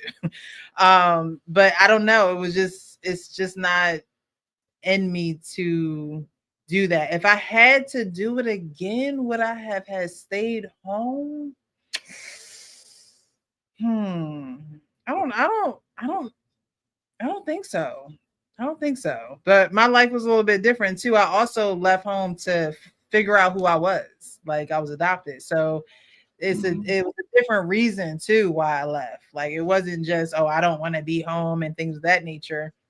My situation, it just wasn't, being home, and it wasn't conducive to me finding out who I truly was, because that wasn't being explored at home, right? Who I truly was. Who I was who I was when I got adopted. So it wasn't something that was being explored. So I had to take that opportunity to say, you know what, I'm going to find out who I am. I had to do that. That wasn't something that was like, oh yeah, it just wasn't there. So it was a different reason too, but I wouldn't just kick me. No. Gotcha. All right, I'm gonna read a couple of these comments, and then we're gonna go on to the next topic. Where we at? Okay. All right, so a couple of comments that I highlighted. We have Michael Green. I've got 4 grown daughters and started them off early in life about men. My oldest son had his first child at 17, right then started his manhood, got 2 jobs and supported his son and the mother. So yeah, nothing throw you into adulthood, manhood, womanhood quicker than being somebody's parent, Yeah, right? facts. So, I could definitely understand that, that right then started his manhood, because right at that point he was responsible for somebody other than himself. And people, when they get in that situation, you have men who run, who flee, who don't take care of their responsibilities. Like Frank was saying, hey, I can't even associate with you if you're not taking care of your child. I can't even do that.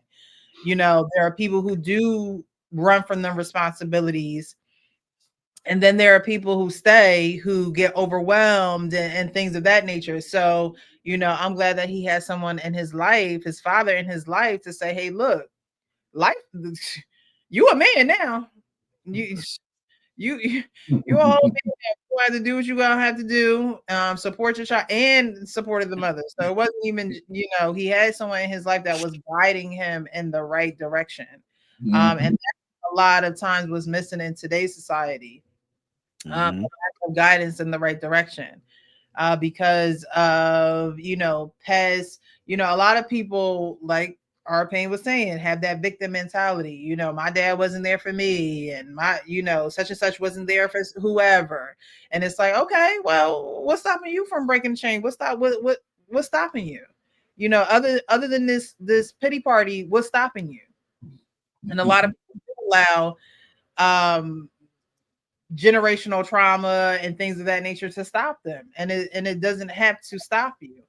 You don't have to be worried about what other people are thinking. You don't have to be worried about what other people are saying. You just have to handle your business. That's how I've always operated. Handle your business. You know what I mean? Because ain't nobody gonna handle it for you. And if you're looking for someone to handle it for you, then you're not an adult. You're not a man. You're not a woman. You're still acting in a child with a child's mentality. So at the end of the day, handle your business. Precious. With that comment, I think the greatest thing about that comment, and I think sometimes, we just overlook us just because we men. His father understood what he needed to have to do once that happened. There's been plenty of people that have children at a young age, but in a lot of homes, that's when the excuses come. Yeah. And even when they have children young, a lot of them seem to just dismiss the child, like the child don't need to be taken care of. This man understood your ass gonna get a job today, and you gonna work it, and you gonna support it. And I guarantee his son is appreciative today. I guarantee his son is appreciative because when you start taking care of your child early, as they age, and I'm sure if they 18, if he's in his 30s, all of his money's coming to his pockets, and he's on the way up. So yeah, salute to that, man. Salute to the father, man, that understand that shit. Menelik says every young person wants to follow the latest trends and be a follow fashion monkey like the rest of the baboons.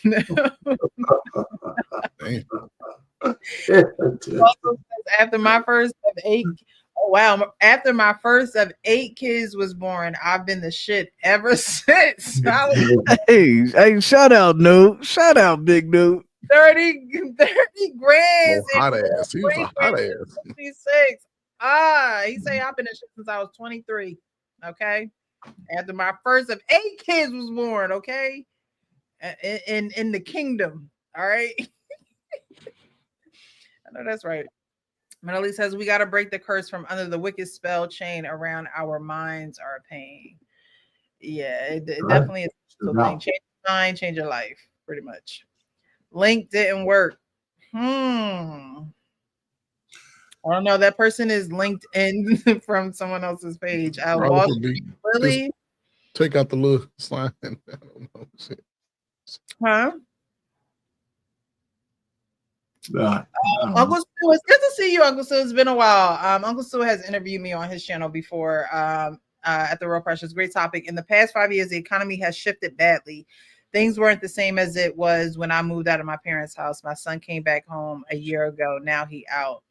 I mean, if I believe that home is home, right? I believe that children should always be able to come back home. If you're a parent and you don't allow your children to come back home, talk to the Lord and ask him why. Because home should be home, right? And I don't mean that children should come home and stay there. But like Arpain, like you say, your daughters are, you have one daughter that's home that's just stacking, right? She's respectful, she follows the rules, but she is stacking her money. She doesn't have to worry. She doesn't have to be financially burdened, right? That's not an option for her because you don't make it an option. And when that time comes, when it's time for her to move out or do whatever the case, whatever it is, she'll be financially set to do so. She don't have to work paycheck to paycheck. She ain't gotta, see where this is going to come from, see where that's going to come from. So I think that home should always be home. Home should always be a landing point where it's just like, all right, what's the plan? Right? What exactly are we doing here? What exactly do we want to accomplish? So oh wait, Wall Street Willie is here. Maybe he said he didn't work because I didn't click him in. I don't know how long. The new link worked. The new link worked. Oh, okay. All right, good. So yeah, I think that home should always be home, right? You should always be able to go home unless there are some crazy issues going on with you and your family. You don't have respect for the household, or those things are, to me, it's like that goes with the thing. I got a story on that, Precious. My youngest daughter's with me like a year or so ago, right? She's been here since she graduated I think it was 22 or something like that, 21, 22. So we were going to the bank or something, and my oldest daughter had just moved out. And I said, yeah, in a year or two, when you move out, you'll have some money. And then we're in the car. She looked at me, but you let my sister stay for 7 years, And I just started laughing. I said, I'm not kicking you out. It just came out. So I said, you can take 7 years if you want to as well, But yeah, because it just slipped out. I said a couple of years. And she right away said, "Oh, but you let my big sister stay for 7 years."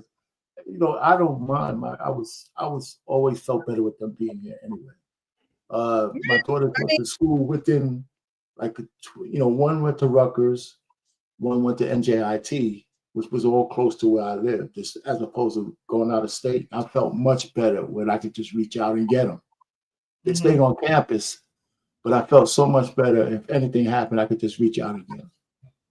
Yeah. Your children are going to spread their wings. They're going to explore the world. They're going to do things that you probably just are not going to like. However, they are their own selves, right? And that's a testament are paying to your household, because your daughter but I thought I had 7 years though. There are children who don't mind staying home, and then there are children that's like, I gotta get up out of here, right? And so the children that are like, I gotta get up out of here, you gotta wonder why they want to get up out of there. Yeah, all right. As a parent, you have to look within. Like I said, talk to the Lord. Why do they want to run up out of your house? Why do they want to run up out of home? Okay. That's another topic for another day. Well, thank you so much for joining us. There's a possibility you taught him well. Okay, that too. My oldest, I can't keep him in the house. And I think one of the things that gives him that leverage, he knows no matter what situation he gets in, Dad's got him, as long as Dad can dictate the situation. I've always got his back, mainly in terms of financial things and things like that. But my son, he just wanted to get out and kind of figure it out on his own. And he's still trying, and he's still figuring it out. But it doesn't necessarily have to be a negative thing. If the kid wants to get out there, you may have done something really, really right. I agree with that. So do I. Yeah, as long as there's a plan too. I seen something to think about said that too. There's a plan. I think, especially with young men, I think if they're planning, learning, whether it's pops out, I got 6 months, man, I'm trying to learn this, this new trade. I'm trying to learn this, this new technology. I'm getting certified. It's gonna take me a little bit of time. You know what I'm saying? I think if things like that, they should have a healthy place to fall back on. So I feel that. Yeah. Coach Bird. He says your home is your home. However, your room is not your room anymore. My brother's room is not his room no more. My mom done turned that thing into the ironing room, the steaming room. To the point that the brother just made, sometimes the hardest part is accepting, okay, this is their plan. They're really gung-ho behind this, so I'm just gonna support him in it. But you know, if you've done the work as a parent, you get to look back in a year or two and be like, all right, I let him do it on his own. I let him, you know, go with his plan, but it's working out for him. Right. Yeah, man. These kids are not easy though. None of us were. Mm-hmm. We're gonna go on to the next video. Okay. And this is Latarius Whitfield. He has the Dear Wifey podcast and Dear Future Wifey podcast. I always say it wrong. And yeah, he's been married before, divorced, and he always takes full accountability in his part that he played in the demise of his marriage. He adopted 2 boys. And I believe he has a son of his own. So that's just a little bit about him. But he was talking on this topic. And again, this is just a progression up to the last video that we're going to watch. But I wanted to get you guys' perspective on what he was talking about as far as being a man and kind of being like a know-it-all. Times we come into relationships, especially as men, wanting to be know-it-alls. And my problem was I would just copy and paste. What worked in the last relationship is going to work on this one. What worked in this sexual experience with this other woman is going to work on you. And instead of taking the moment and the heart posture to say, what are your needs? What are your desires? How do you see love? How do you see intimacy? Knowing too that the woman that you may be dating or married to has a lived experience in sexual relationships, whether they're healthy or bad, whether there was trauma. I learned that 1 in 5 women have been victims of sexual assault. Even more so in African-American women, there's 1 in 3 women. And so when you start understanding those dynamics and those statistics, now you need to create a safe space to have those conversations. If you're feeling resistance in a certain area, be like, hold on, is this healthy to you? I noticed that when I touch you, clench up. What is that about? Be a student of that woman and be like, why did you just respond to me like that? And she's like, oh, no, I really want to talk to you because I don't want to do anything that you're uncomfortable with. She's going to be like, what? Her mind is going to be like, you don't want to do anything I'm uncomfortable with. She'll probably break down and cry just by the mere fact that you noticed that. And also a lot of men, they think because they've gotten a lot of women that, you know, like they really putting it down. Exactly. And the reality, and that's the thing about it. And like you said, a lot of women fake. The way that my ex-wife tried to speak to me was by a feather. She brought a feather to the bedroom one day. This is our first year of marriage. And she said, here's this feather. I said, what is this for? She said, I just want you to rub my body with it. And I said, this got to be the dumbest thing ever. That was my heart posture. I said, Lord, so I'm rubbing her body like this all begrudgingly. I said, this is, and you can feel that. You can feel somebody doing this on you. Like, this is stupid. I'm just rubbing her body like this. And I was like, you like this? And she was like, just, I said, rubbed on her back, rubbing all across her breast. It was just so begrudgingly. And it was like, can we just hurt me, just get this over with? And so I had that moment. God reminded me of that moment 2 years ago. I was just minding my own business. I was just driving the car, and God said, the feather story. I said, what about it? He said, remember when your wife brought a feather to the bedroom? I said, yeah, that was so annoying. And he said, you were so selfish in that moment. And I said, how? I mean, she's always kept making it complicated when it came down to, you know, having sex and making love. It was just always one little hurdle after another. He said that was the moment she was trying to communicate to you to touch her as gentle as a feather. And she gave you the thing to do it with, but you didn't. You should have painted her body like Picasso with that feather, but you didn't. You got in your feelings and felt like it was another obstacle when you didn't realize that was the door of opportunity. All right. So, do men think to be students of their woman, or is it more so I'm the man and whatever I like, we're going to do, However, Just wait a minute, Precious. I just ordered me a box of feathers off of Amazon.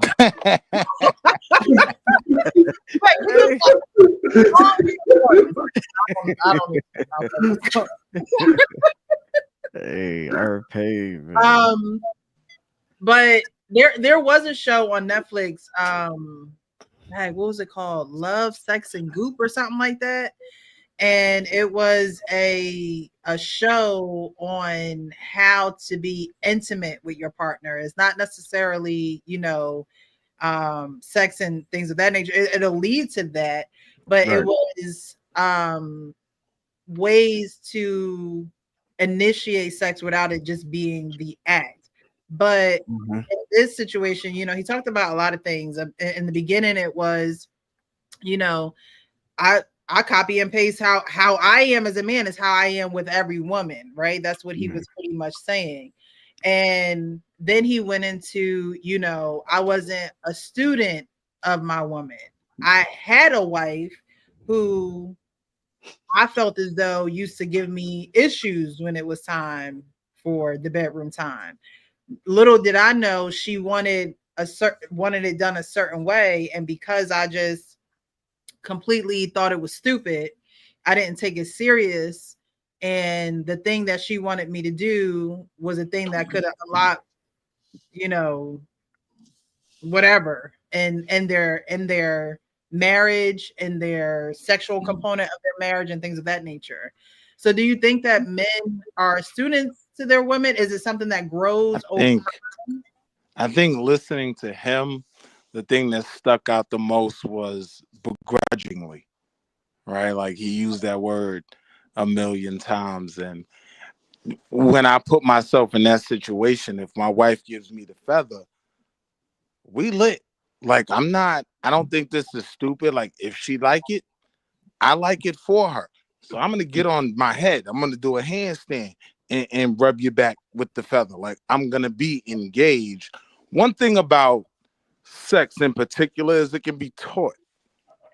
So if your woman's trying to teach you what she likes, you missed the ball on that, my guy. And yeah, I don't really know what to say past that. Like, because it for me, it wouldn't have taken God to tell me. My wife put the feather in my hand. She told me what to do. Bet. That's what you want? Oh, watch what I do with the feather. I'm going to work this feather like nobody ever worked the feather before. Watch this. All the feathers going to be off the feather. Watch what I do with this feather. You get what I'm saying? Thanks. I think more importantly than anything, and I'm always dissecting things. I don't know the brother, but that does give me an idea of his mindset and more than likely how he approached the relationship as a whole. So for me, like if she gives you the cheat code, oh, you better cheat until you get 1,000,000 points. Cheat all day. She gave it to you. That's something that he was lucky to have, because a lot of women don't necessarily give it to a guy.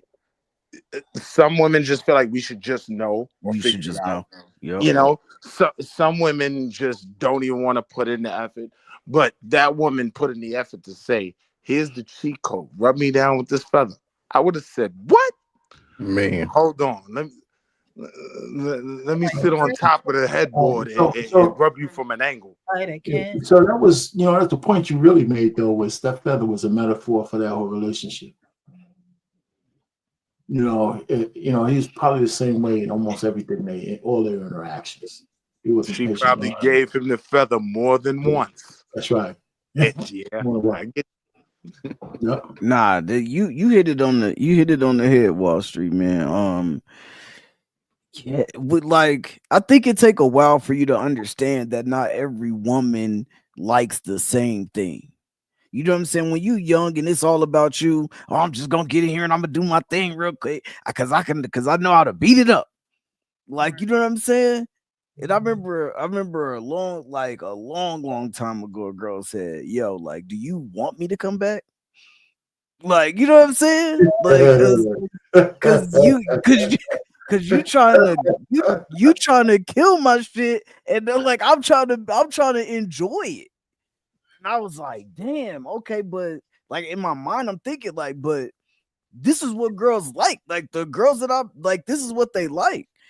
And I think that took, That's what they let you think they like. Right. Because they liked you. Yeah. You like, yeah. And so I was like, damn, you know what? Like, all right, so I gotta learn how to do things differently. And you do gotta learn your woman. If any dude, say I don't know I can't learn my woman, I'm never gonna learn, like, you just a clown. Cause we all gotta learn each other, man. You teach your wife you teach your woman certain things before she become your wife. You know what I'm saying? You do, and so we all learn each other. And so you definitely gotta work with somebody, man. And you definitely gotta, and I think talking too. I think some people just have sex. They don't know what real intimacy is. Like sometimes intimacy can just be walking down the street talking with your girl. Like, you know what I'm saying? That might be something that just made her day. You know what I'm saying? Texting her throughout the day just to check on her. How you doing, baby? How your day been? You know what I'm saying? Like that, like people don't understand that is intimacy also. You know what I'm saying? They think intimacy is only in the bedroom. Like you can get your girl panties wet. Good morning, baby. I miss you. You know what I'm saying? Like whatever, like at the end of the day, like you just gotta know your woman. And you gonna have to learn what she do and what she don't like, because everything, you can't do the alphabet on her. She don't like that when you down there. You know what I'm saying? She'll like when she'll like that shit. But the last girl might have loved it. You do gotta learn the other person though. For real. He also said copy and paste, and that was something that stuck out to me, because one thing about intimacy in a relationship is your partner may not know that they like what you like, right? So as you two explore things, oh, he likes that? Oh, I kind of dig that too. Oh, that's what she likes? Oh, I'm with that. You get what I'm saying? Like, but if you are coming into it, when you say copy and paste, what I hear is you're taking a mold that you thought was it, and you're just applying it, and it should work, and that's not how individual relationships go. But, if this brother didn't have a certain phase, like we talk about the whole phase with women a lot. We don't talk about it with men and how it could be beneficial, because in most cases, it's assumed that we just do that. But every brother doesn't get an opportunity to have that exploration phase and figure it out and see, oh, when I do this, that works.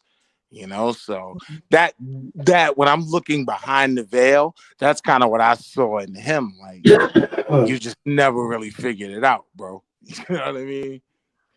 I want to ask something really quick, because there are women that'll be like, well, he's supposed to know. Supposed to know, like, what do I gotta tell him for, right? And so she doesn't tell you. That's age dependent though, Precious. Yeah. It's age dependent. If you're walking around 30 and you don't know, that's one thing. But if you're 19, 20, the young girls might not ask that. But well, even at 30, like, well, you should know by the time you're 30 that he knows anything when it comes to you. No, well, the Wall Street said it. Listen, most men, here's the one thing women have to understand. Most men ain't getting as much sex as women. Most men who marry women who are not virgins, they've been busting it out a whole lot more than the dude. Yeah. And I'm going to double down. The average dude ain't getting that much sex. I don't know why women don't understand it. And I'm going to double down. Like I was saying, if you haven't had certain experiences, you don't know.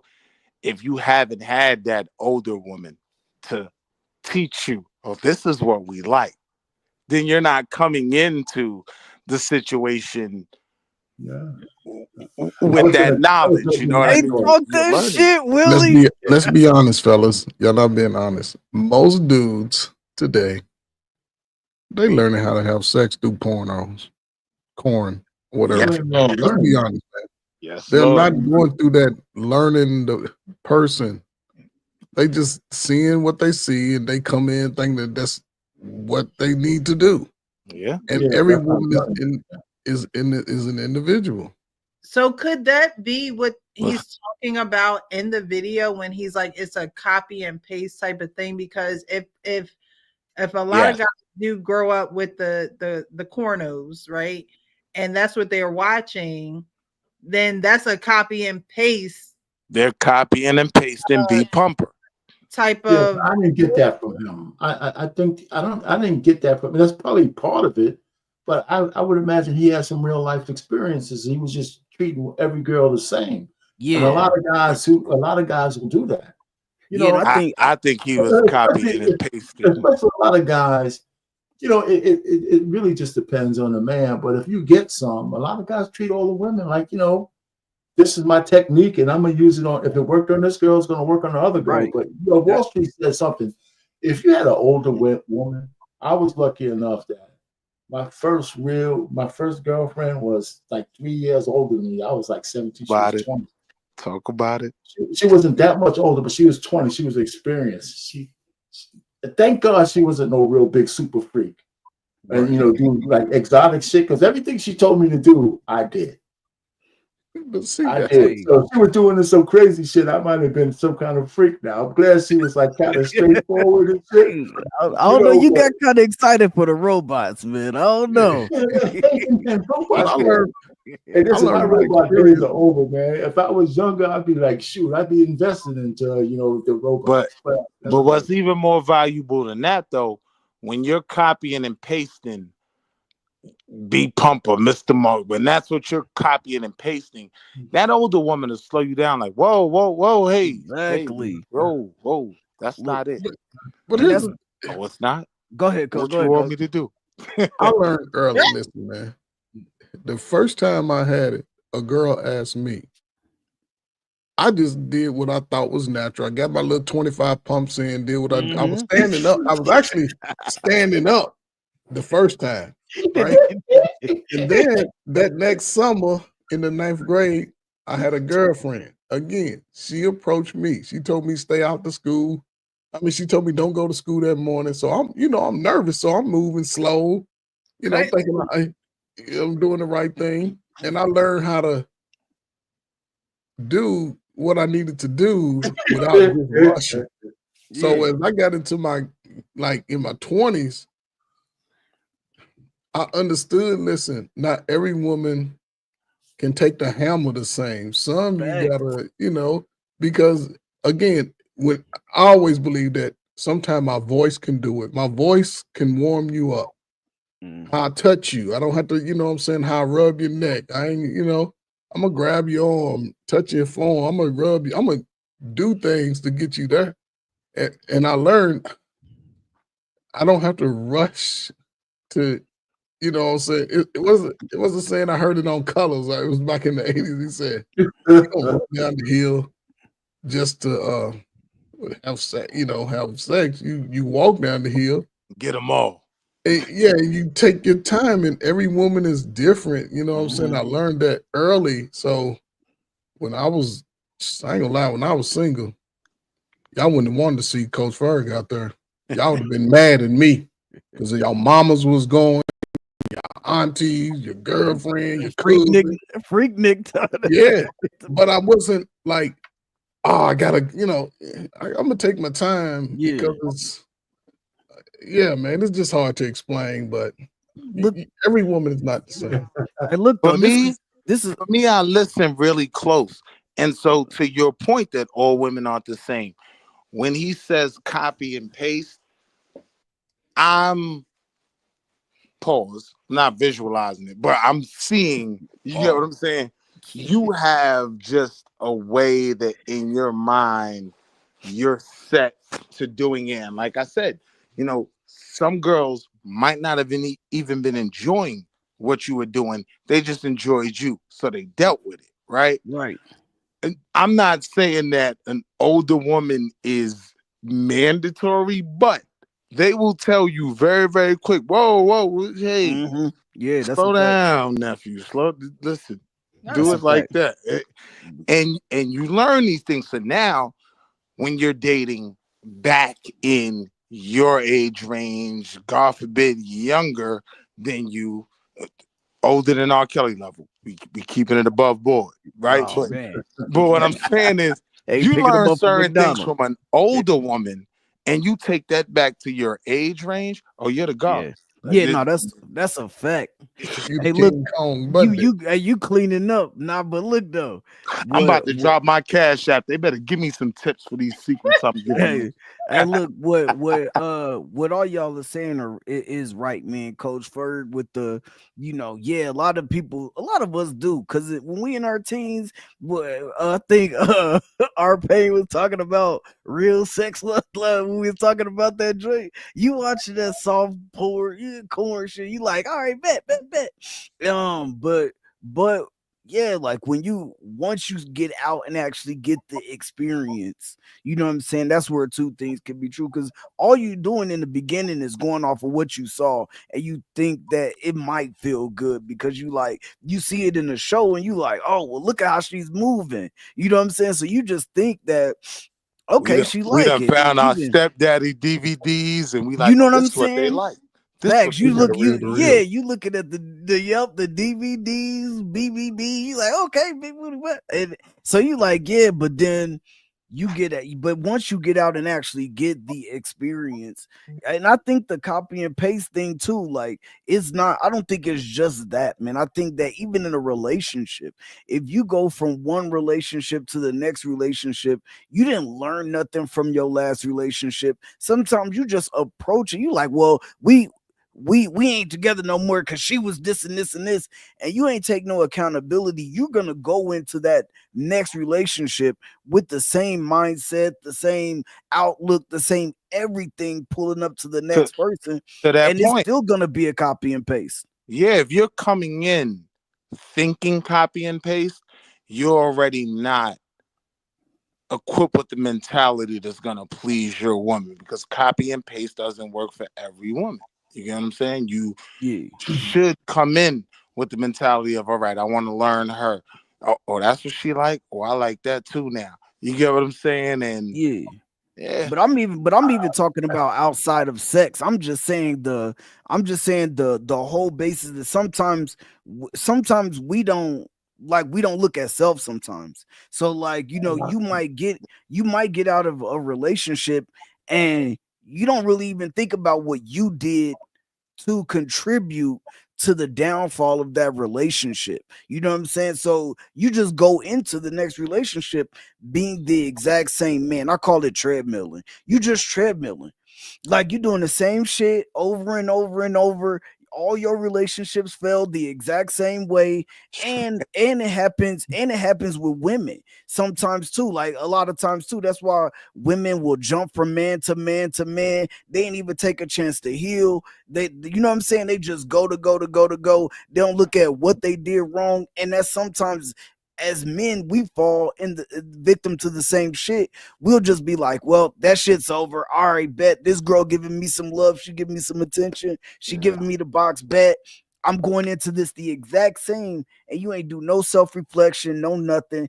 You know what I'm saying? To go into a new relationship, just open to the fact that you did some shit that was fucked up and contributed to the downfall of that relationship. And it's kind of funny. My first of all, let me tell you guys, back in my day, corn wasn't as easy as it to get right now. We had no internet, and you had to go to the sleazy places with the grease on the floor and all that kind of stuff. You were going to do that, So all I'm trying to say, we glory hole. we didn't have that kind of thing that the Reddit. So back in the time, but my dating relationship was different. I don't think I had too many bad relationships where we were like, where it was trauma. And here's something, and it's just me. I don't. You guys don't have to believe me. I never treated all the girls I had the same. Never.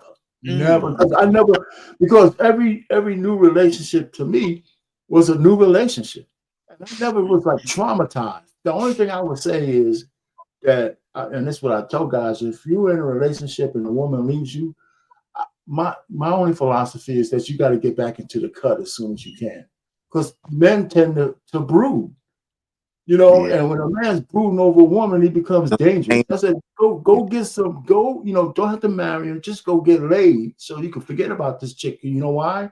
Because tomorrow when you see her, she's going to be booed up with somebody else, and then your trauma is going to magnify, because she ain't going to take no time to find her.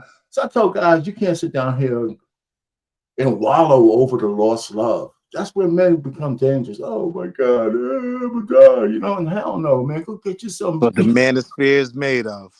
Yeah. You know, so, you know, yeah, I never had that problem. But yeah, again, I was off the market by the time I was 26. Now, but again, OG, you got to realize to the point you made at first, after if he's younger than 50, we had Pinky every time we turned around, like Roxy Reynolds, Pinky, yeah. I knew me and Frank connected. Listen, Roxy was around every Cherokee. So we got a distortion of what that affection was supposed to be. And sometimes you need a woman a bit more in power, and that usually comes with an older woman to kind of tell you, nah, slow down. Like, you're doing too much. You're trying to hurt me. Yeah, exactly. Exactly what happened to me. I also think that women need to be honest with men. I mean, deliver the message with love, but be honest, because a lot of times women won't be honest, and it gives a false sense of reality to a man. Now, when you say women, I got to be clear on who you're talking about, because these post 9/11 babies, they like me and Frank.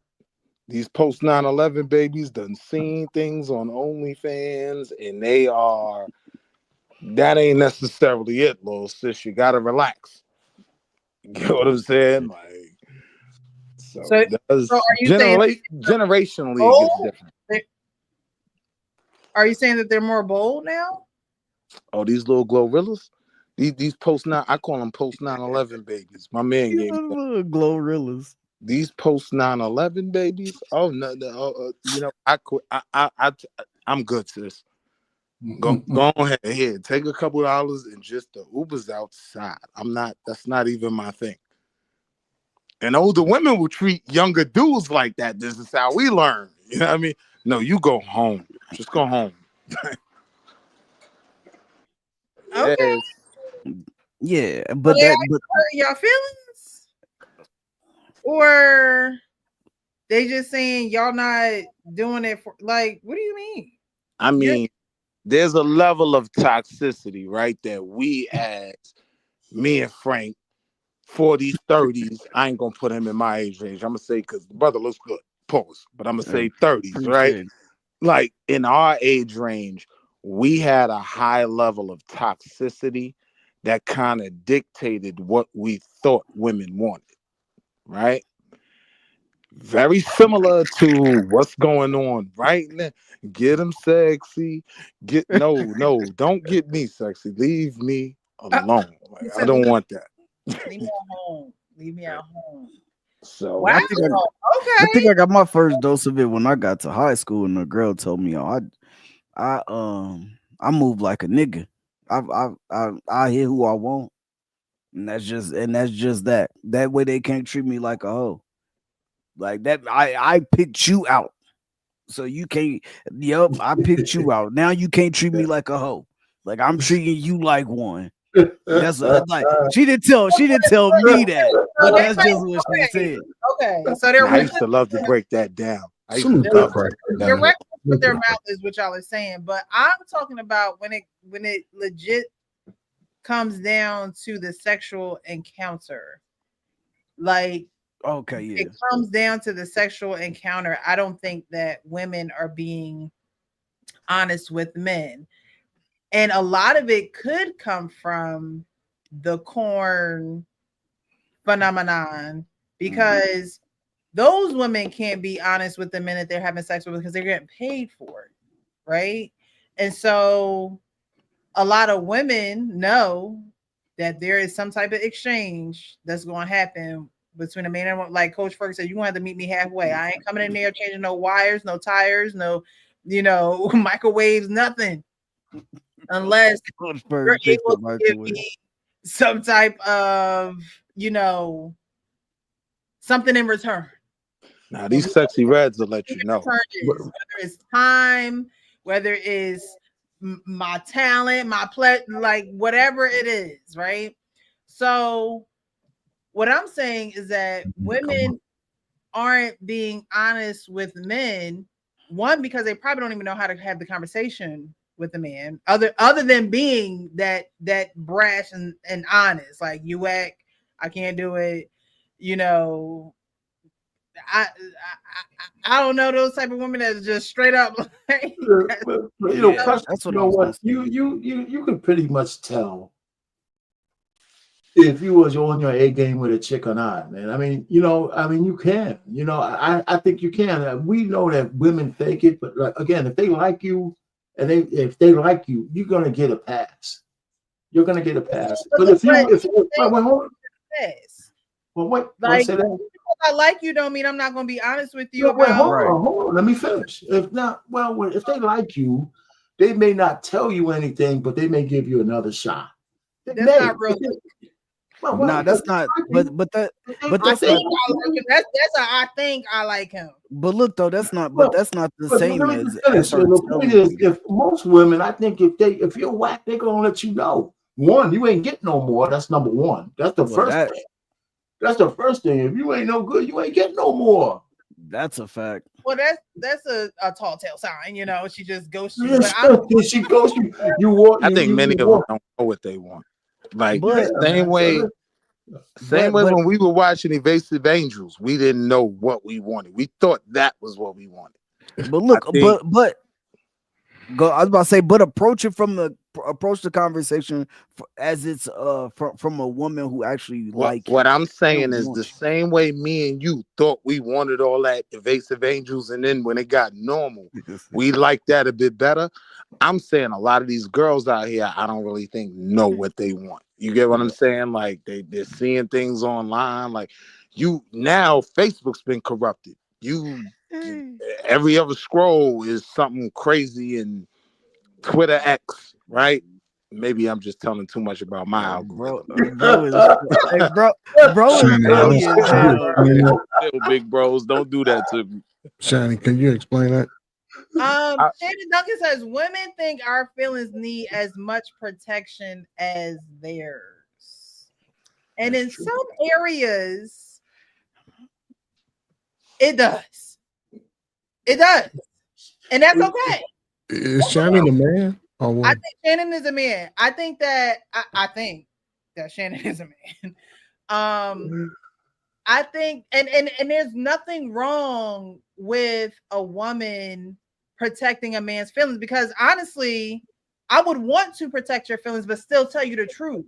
Like you can't protect my feelings. I rather if a woman that I'm dealing with. And this is, as I can only relate it to me, because the women that I deal with, it didn't matter if they was going to protect my feelings or not. I was protecting my own feelings. Right. Now, I would expect my wife to be honest with me about the situation so I can make a decision not based on my feelings. I said all the time, when it comes to dealing with people, whether if y'all was in a group with me, I don't bring my feelings into it. I'm going to work with people as they respect me and we communicate and I respect them. That's how I deal with people. My feelings are for my wife and my dog and my kids and my family. You know what I'm saying? That's how I look at it. So that way, I don't have no problems with nobody. If you say something disrespectful to me, I will say something back. Facts. And I'll move on. That'll be the last time we ever drink a beer. If I go to a woman's house, she come to mine and she disrespectful, I'm going to make sure she get out. I'm going to lock the door. I'm going to delete her number, her address. I won't have no communication. When she see me, I'll be booed up. Trey Ferg, that sounds real nice for you. Okay. But most men can do the same thing. there are men out here Come talk to me, fellas. Y'all that are can all not do that shit. that are not wham bam, thank you, ma'am. Let me close the door because you being disrespectful. She's right. You're right. There, You're right. there are That's men right. out Yeah, I here, agree. and this is why women are scared to tell some men the truth. There are women who are scared to give men their number. But it doesn't make sense, Precious. Most women are telling their brothers the same story. Yeah. They cussing their fucking brothers out in the house. Why And not be honest with a fundamentally, man? I What they do not think honest about, you Precious, you know what? This is my last thing I'm gonna share. You know what women be protective about with a man? When they don't want to tell that man that they screwing 2 or 3 other dudes. That's the shit when they protect their feelings. Other than that, somebody man, mute his mic. you too light skinned, and if you don't lay the hammer down before you even get to your car, girl, this nigga talk all that shit. He came over every 10 minutes. Some dudes, they don't know that some dudes just coming through there to bust one down and move on. They like, girl, I really liked him, but he ain't really like you because he looking at how you move. But you was fine enough. You had them yams, and we all like them body parts. And that's why he didn't put in Behavior. that effort to really please you, because he had already made a judgment and y'all, I'm in and out. And That's you why- on the roster. When he that's moves why- like that, you one of many. That's why I was that's why I was approaching the conversation from a place where that person is in, like, that person likes you or that person wants you. That's why I feel like you have to have healthy conversations around that too. Like, you got to be able to tell each other, hey, you know, like when she tell you, like, I like when you touch me like that, you know, or I like massages, or, you know, and things like that. Like, when your woman lets you know those things, then, you know, I think that definitely, like, you should take heed to those things and you know, and be okay with making your woman feel good. I think when he was saying, like, dang, like, I didn't really want to do this shit, like, you pretty much like, yeah, like, did to me, like, did you not like your woman? You know what I'm saying? Because if my woman is coming to me and saying, you know, I like this and I want you to do that, like, I want you, like, I'm gonna be like, show me what you "Bet?" want. Like, you know, just wear that little thing I like. You know what I'm saying? Like, yeah. I still believe that there are women who are not going to be honest with men about sex for Yeah, I a can lot believe of reasons, for whatever happened to them in their past, for Mhm. them not being able to have healthy relationships with men or maybe even their father. But there are a lot of women who are not being honest with men, and it's giving men a false sense of reality. Or Yeah, but that's everything, Precious, ain't it? Women It's ain't like- honest with men, period. Huh? So Women, a lot of women ain't honest with men, period. Not just in the sexual bedroom. You know what I'm saying? So you're right. I'm saying you're right, but that's no different than our So regular. I'm supposed to expect you to be honest here. Yeah. Yeah. Well, A lot of women ain't honest with men, period. but if y'all are having an intimate interaction like that, like, why would you want to lie? Like, what? Precious, you know why you're thinking this? Because I'm gonna assume this. I don't know you that personally, but you're a good girl. The women out here are banging like men. They don't give a shit about nothing.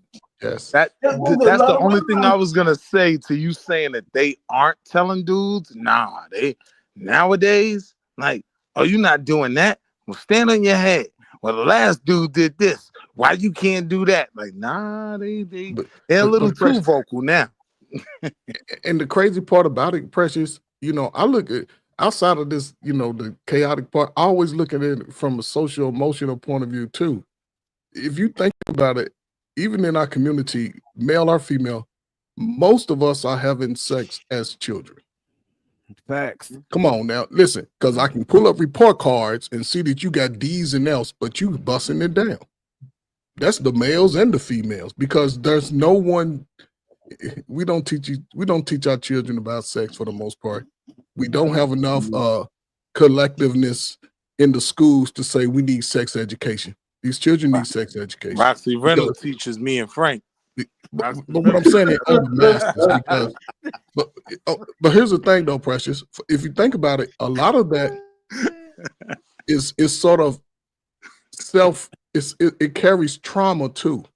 By the time a lot of women in their 20s, unfortunately, a lot of them have started having babies. And it's one thing to have sex and carry a child. That's a difference. Because a lot of these women are still trying to have teenage fun while having families. And that is the big, and again, I'm going to keep saying this. The father is the greatest equalizer to the boys and the girls out here coming out here. If the girls, and if they would allow to, I ain't nothing to you, Precious. We done had a relationship. We broke up. We had 3 fights. You broke my antenna off my car. You know what I'm saying? According to women, they get abused, but ain't nobody slapping nobody. I probably just threw your cell phone or whatever now. But, you know, we break up, right? So you don't like me no more, right? But we have a child. When you think it would be in the best interest to say, you know, let me put my feelings aside. And Curtis, he 2 blocks up the street. He a good garbage man. He work hard. Why not just let me see my baby every Friday or Saturday or something? So you can go have your and I'm gonna use a bad term. You can go have your 304 glory days. You can just, but you ain't got our child involved. Bro, because Cardi don't do it. Getting the best Watch environment. Cardi. But what I'm saying is that would be some of the greatest equalizers, because now she's with me. I'm gonna protect her with my life. I ain't gonna let no little pervert uncle, your brother who might be hiding in the closet over trying to play with my child. No, it ain't happening. I ain't letting nobody taking advantage of it, and that's the greatest equalizer. Most of this trauma is a daddy wound. A lot of people, if you go connect with your daddy right now, male or woman, and you open up your heart, it'll change your damn life. If not, you're gonna still have a problem with your friends. I just saw a video where the girls befriended, they faking. They starting to attack each other, and it just makes no sense. But you speaking from a place of a brother that has a foundation, had certain people around him teaching him certain things. We got to realize, like, when I've been talk working about on the this pee in the pool, the pee in the pool is all those masses of people who don't have that foundation that you have. You get what I'm saying? Yeah, brother, but listen, I spent 25 years in this. So what I'm saying is everybody, when you get to a certain age and you 30s, F your excuses. You come 30 as a man, F your damn excuses. Go live in the world. Be a man amongst many of women. It's other women besides them little ugly girls you went to school with. Come on now, y'all done saw them get big and you just down trying to get a chest, because most dudes don't start working out till they 30. Man, you better get out here and live in your 20s. And the don't make world no will show baby. you where you measure up. The Treat world your will show seed you. like it's your job. It's the most precious thing you own is your seed. And when you get built up, you find the prettiest one out of all of them, say, come here. Are you willing to, if not, shit, keep it moving. So y'all pretty much saying like the women nowadays just don't care about y'all feelings, and they just saying whatever. And What do you think, Precious? Do you think they care about men's feelings? Come on, be honest. I know it's a hard When question you to answer with the answer, ladies what looking. group of women are you speaking to? Because you listen to a little bit of Anita Baker. These ones out here, they don't know. No, all they know is get them sexy, get them sick, and Glorilla and all of that. So, yeah, like a mature type of woman. I'm not talking about the little teeny boppers. I'm talking about a mature woman. Like, just say your age. Even a mature woman, there are mature women that are not honest with the person that they're having sex with. Yeah, you're not lying. You're not lying. They're not comfortable. They don't want to have these conversations. You're the little young ratchet ones who's going to tell you whatever because they just doing whatever and they don't know what they're doing. But I'm talking about even mature women. There are women that are married. So do you think this plays into the reason of why so much more it's women that say, all right, you've given me the relationship that I thought I wanted, but I don't want this anymore? Do you think that's a part of it? You're giving me the relationship that you thought that I So thought. when I say that, I'm talking about things like the divorce rates, right? We know that women divorce more than men, right? Do you think that not saying this is what I like, this is what I want, leads to a place of, all right, you know what? I haven't been getting what I wanted in so long. I'm just going to do me. I think that contributes to it, yes. And I think that's on men and women part, because men, they will Can't blame me if you ain't tell me, Precious. well, no, I'm just saying, like, there are things that men don't talk about either, that you know what I mean, that they But we wish don't leave. the right, you don't leave, but you don't talk about it, and the relationship kind of is like in a loop. You know what I mean? It's not really going anywhere, because you don't want to interrupt anything. You don't want to. You don't want We to. don't use that as we don't use that as an excuse to cheat either, though. Men don't use that as an excuse to cheat. No. Women have all this You don't glorious. use it as an excuse to cheat, but it's one of the reasons why you cheating. I think though, one of the places that we as men take accountability, we cheat just because we wanted to do it. Most of the time, women will say, "I cheated because." Yeah, because you Yeah, didn't get calculated. what I wanted and all this other. Men don't need that excuse to cheat. If they're cheaters, they don't need. They can have the best sex at home. We just be like, "Yo, the butt was fat. I had to do it." Like that's one of the few places where we take About a full guy I did, and he said the same thing. Those are cheaters, okay? Yeah. Those are cheaters. But there is a man that is not a cheater who is faithful to his situation. Okay. And there are things that have gotten on his nerves that he's not talking about, because he don't want to shift the waters, or you don't want to blah blah blah blah. and then he becomes the cheater. So Precious. Cheated, right? He cheated Because of that. He's not a cheater. He's not one to be out here just sleeping with whoever. You know what I mean? But he Well, cheated. you guys talking absolutes. Of course you're right. There's some guys could be driven to it, but we got to talk about majority or minority. Yeah. The guy you're talking about who's driven to cheat is not the majority. Are you saying that the majority of men just want to cheat? The majority of men who cheat are cheaters. The majority of men who cheat. The majority It's funny. I have to give him that, because no matter what me and my wife are going through, if we're not speaking or not, I'm sitting down here on the bottom floor on this podcast with y'all. Like, men, we either are it's just ingrained in us and we just don't care, or we're 9 times out of 10 gonna try to go as long as humanly possible, most of the time until we find out that she's already checked out. Women a lot of the times use the reason that I wasn't happy, so I did. So you get the point that I'm trying to say. You're not wrong, Precious, but I'm just saying the majority of men who are cheaters, who cheat, are cheaters. They don't need all of these fantastical reasons to do it. Yeah, right. They don't need to have a bad home or something that their wife is missing. Matter of fact, they love their wife more than anything else. That's why the women who are the side chicks, every so often a side chick envies the wife, because she says, "I'm giving this guy everything and he ain't budging. He's gonna stay married to this chick forever." Right? And so, because he puts his resources there, he raises the kids, he's there on time, he goes to the hospital, he does everything else. He got that side chick there for his own personal reasons, because that's the way she also understands he only puts resources in me to keep me there. You stay there. Nah, we definitely men definitely do cheat. Like, yeah, men definitely do cheat for no reason. Like, it's literally no reason. You get for real. Like, I don't cheat because I don't want to. I know myself. I have to cultivate a relationship with a woman. Yeah. Right. I'm not gonna go out and buy sex from a 304 or a prostitute, because if I was a cheat, that's the only way I would do it.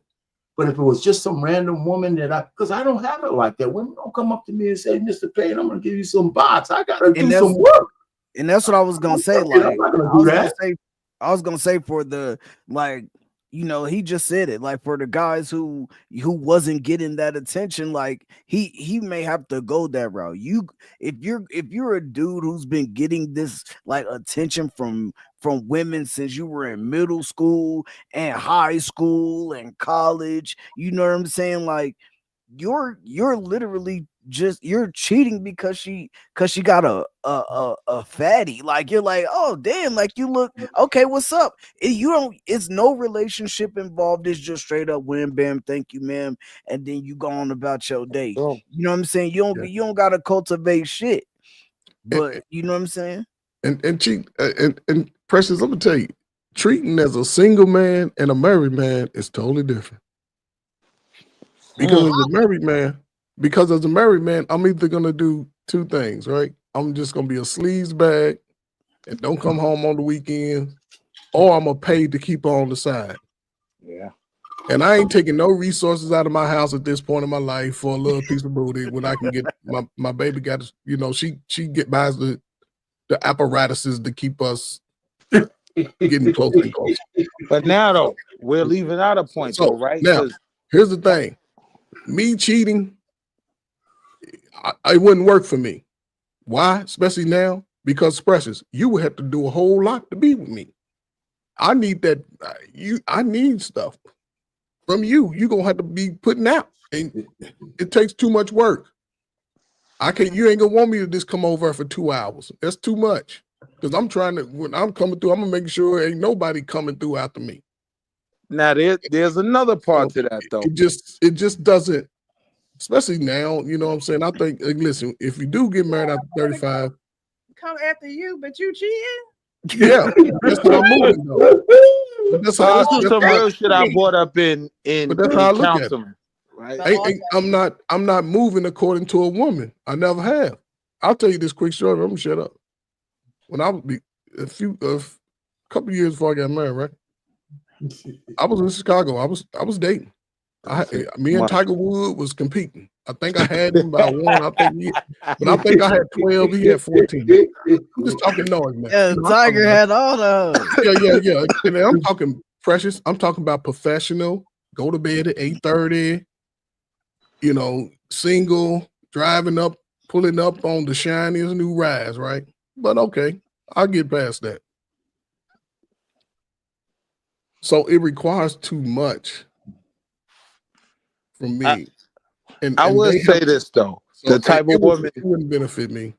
I'm looking to take care of my family for the rest of my life. Yeah, because you worried about her and the person coming after you. No, I'm not worried about the person after me. It's gonna be too much on him and you because he gonna stress you out because you just got through dealing with me. So you ain't got time for no dude with no attitude and feelings. But there's some real shit that I would say specifically, right, to women of your quality, Precious, right? Y'all getting y'all feelings and y'all don't want to fuck with us just because y'all don't want to fuck with us, right? Oh, I mean, mess with us. I ain't mean to mess with the algorithm. Y'all don't want to mess with us, right? So I'm not in the mood. And, oh, he didn't do this, so I'm not doing that. What a lot of women in potentially great monogamous relationships and marriages don't realize is those men, right? They're in a desert, right? With no water, right? And you have the water. You have a whole pint of good water. I didn't have it before. The water is very good, right? You're telling him you're not going to give him that water. And you keep telling him that, and he's in the middle of the desert. He is about to be famished, right? Like he's about to go out from dehydration, right? And you keep telling him you're not going to give this water just because you don't feel like it or aren't in the mood, right? And then somebody comes across that desert with an oasis. They got a real good oasis and it's got a fat butt attached to it, right? And I've been begging for that water from you all this time, right? See, this is the conversation when we're talking about the type of relationships that I think we all want to have. These are the real issues for us, right?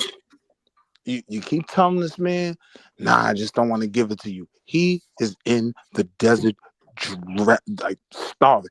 It is day 8. I am about to be dehydrated.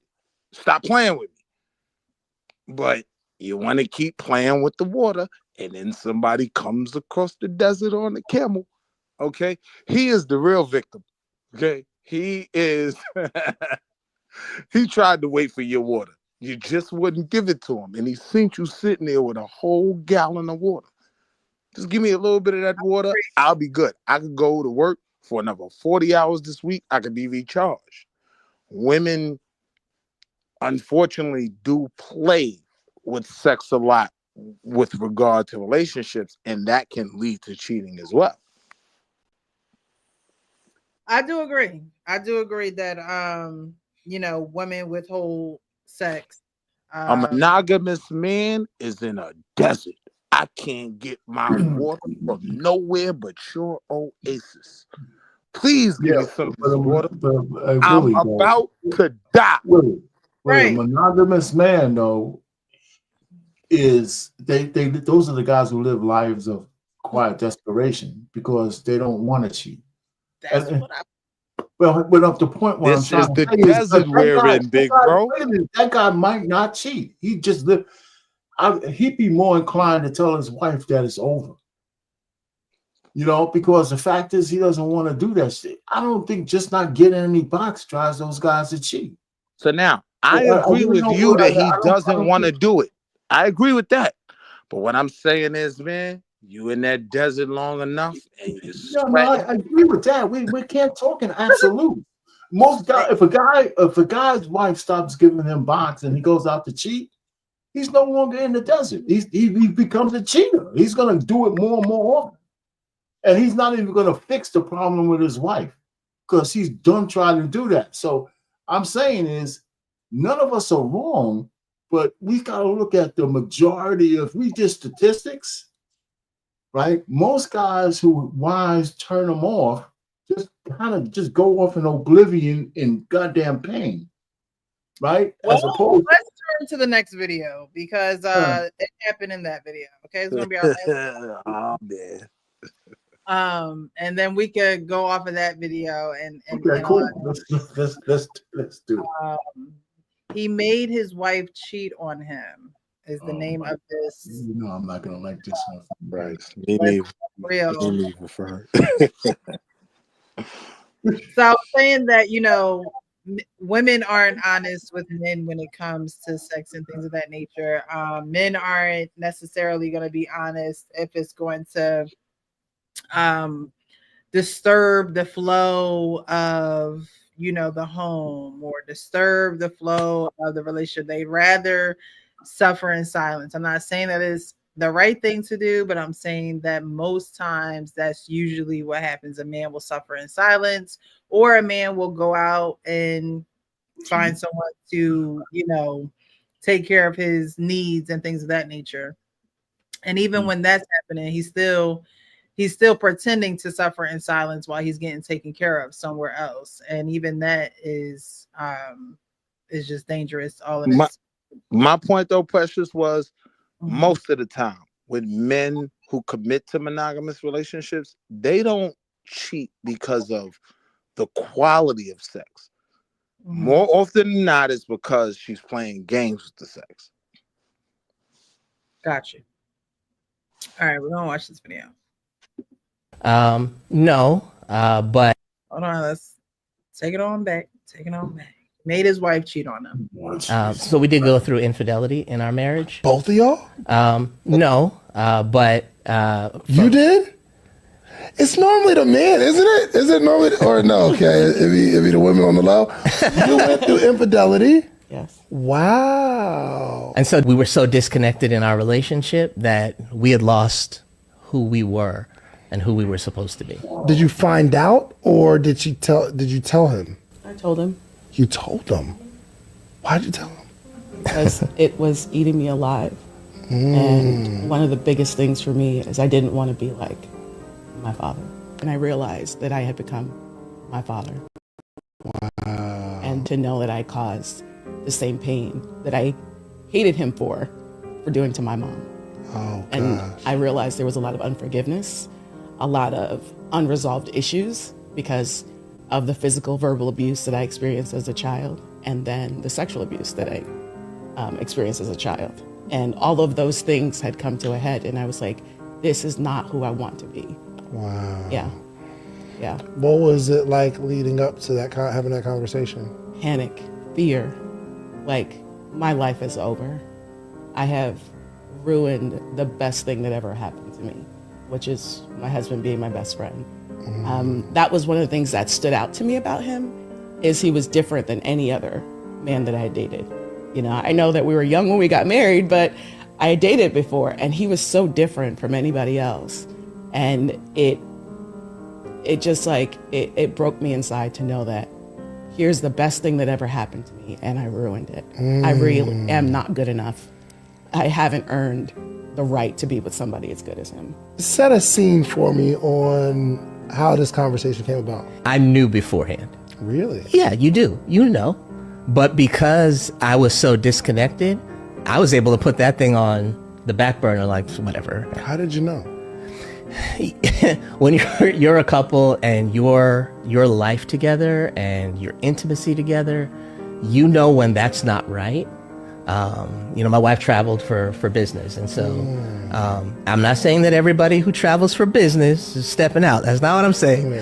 But you know, I understood that the things I knew I wasn't meeting certain needs in her life, and so for me, I'm like, how are those needs getting met?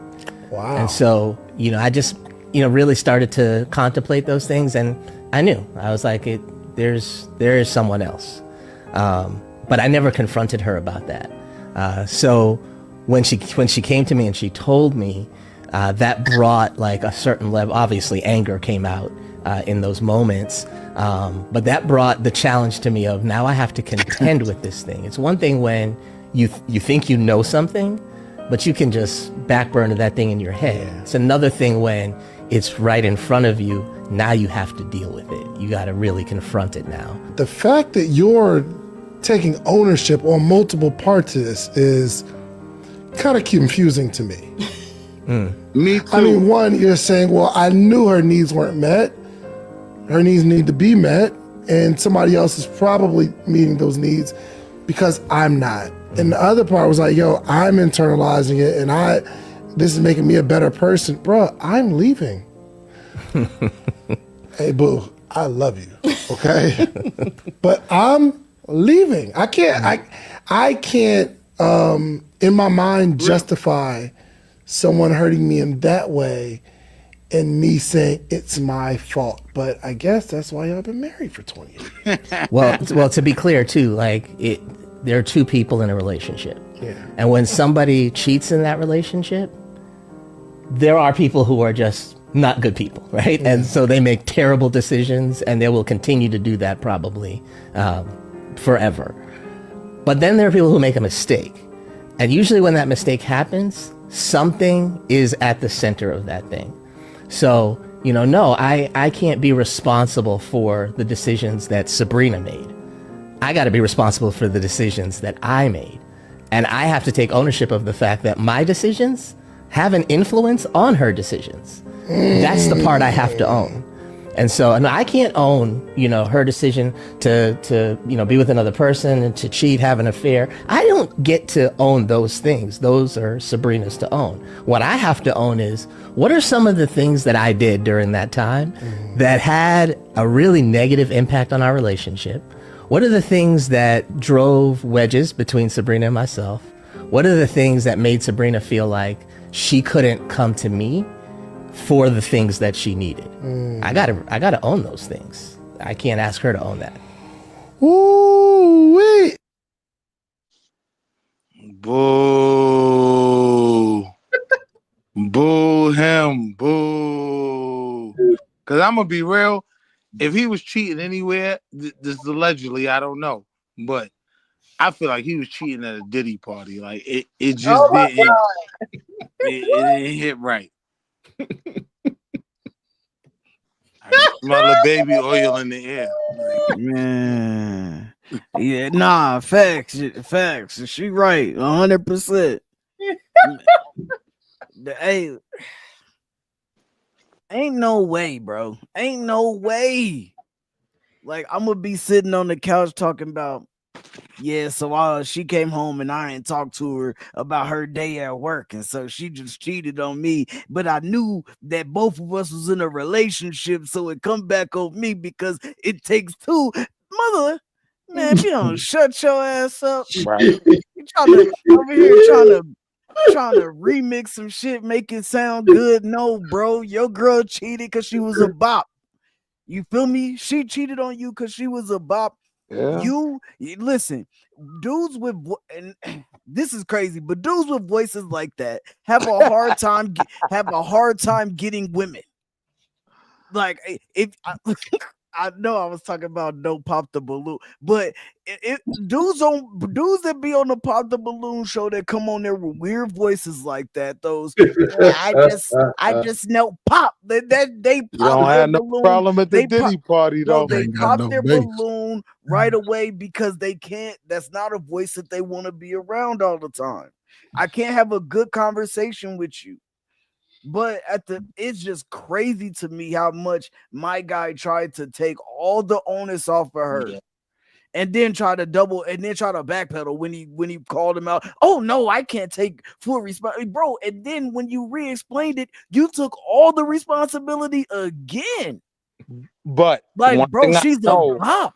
One thing I know about this social media society is he knew that take on his past, right, would win him points somewhere. He was shooting for a specific audience. I don't necessarily think that's what happened. Who was shooting for the audience? The guy that was cheated on? Yeah. Man, hell no. Yeah. He was trying to get some of those. He was trying to get some of y'all long beards to go over and holler at him. Derek Jackson crowd would eat that up. But yeah, but that's just listen. They would eat that up.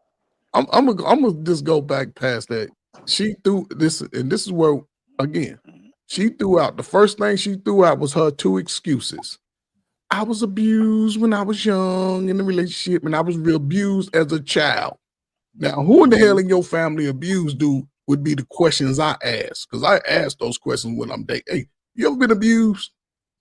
Yeah, when I was a kid. Who was it?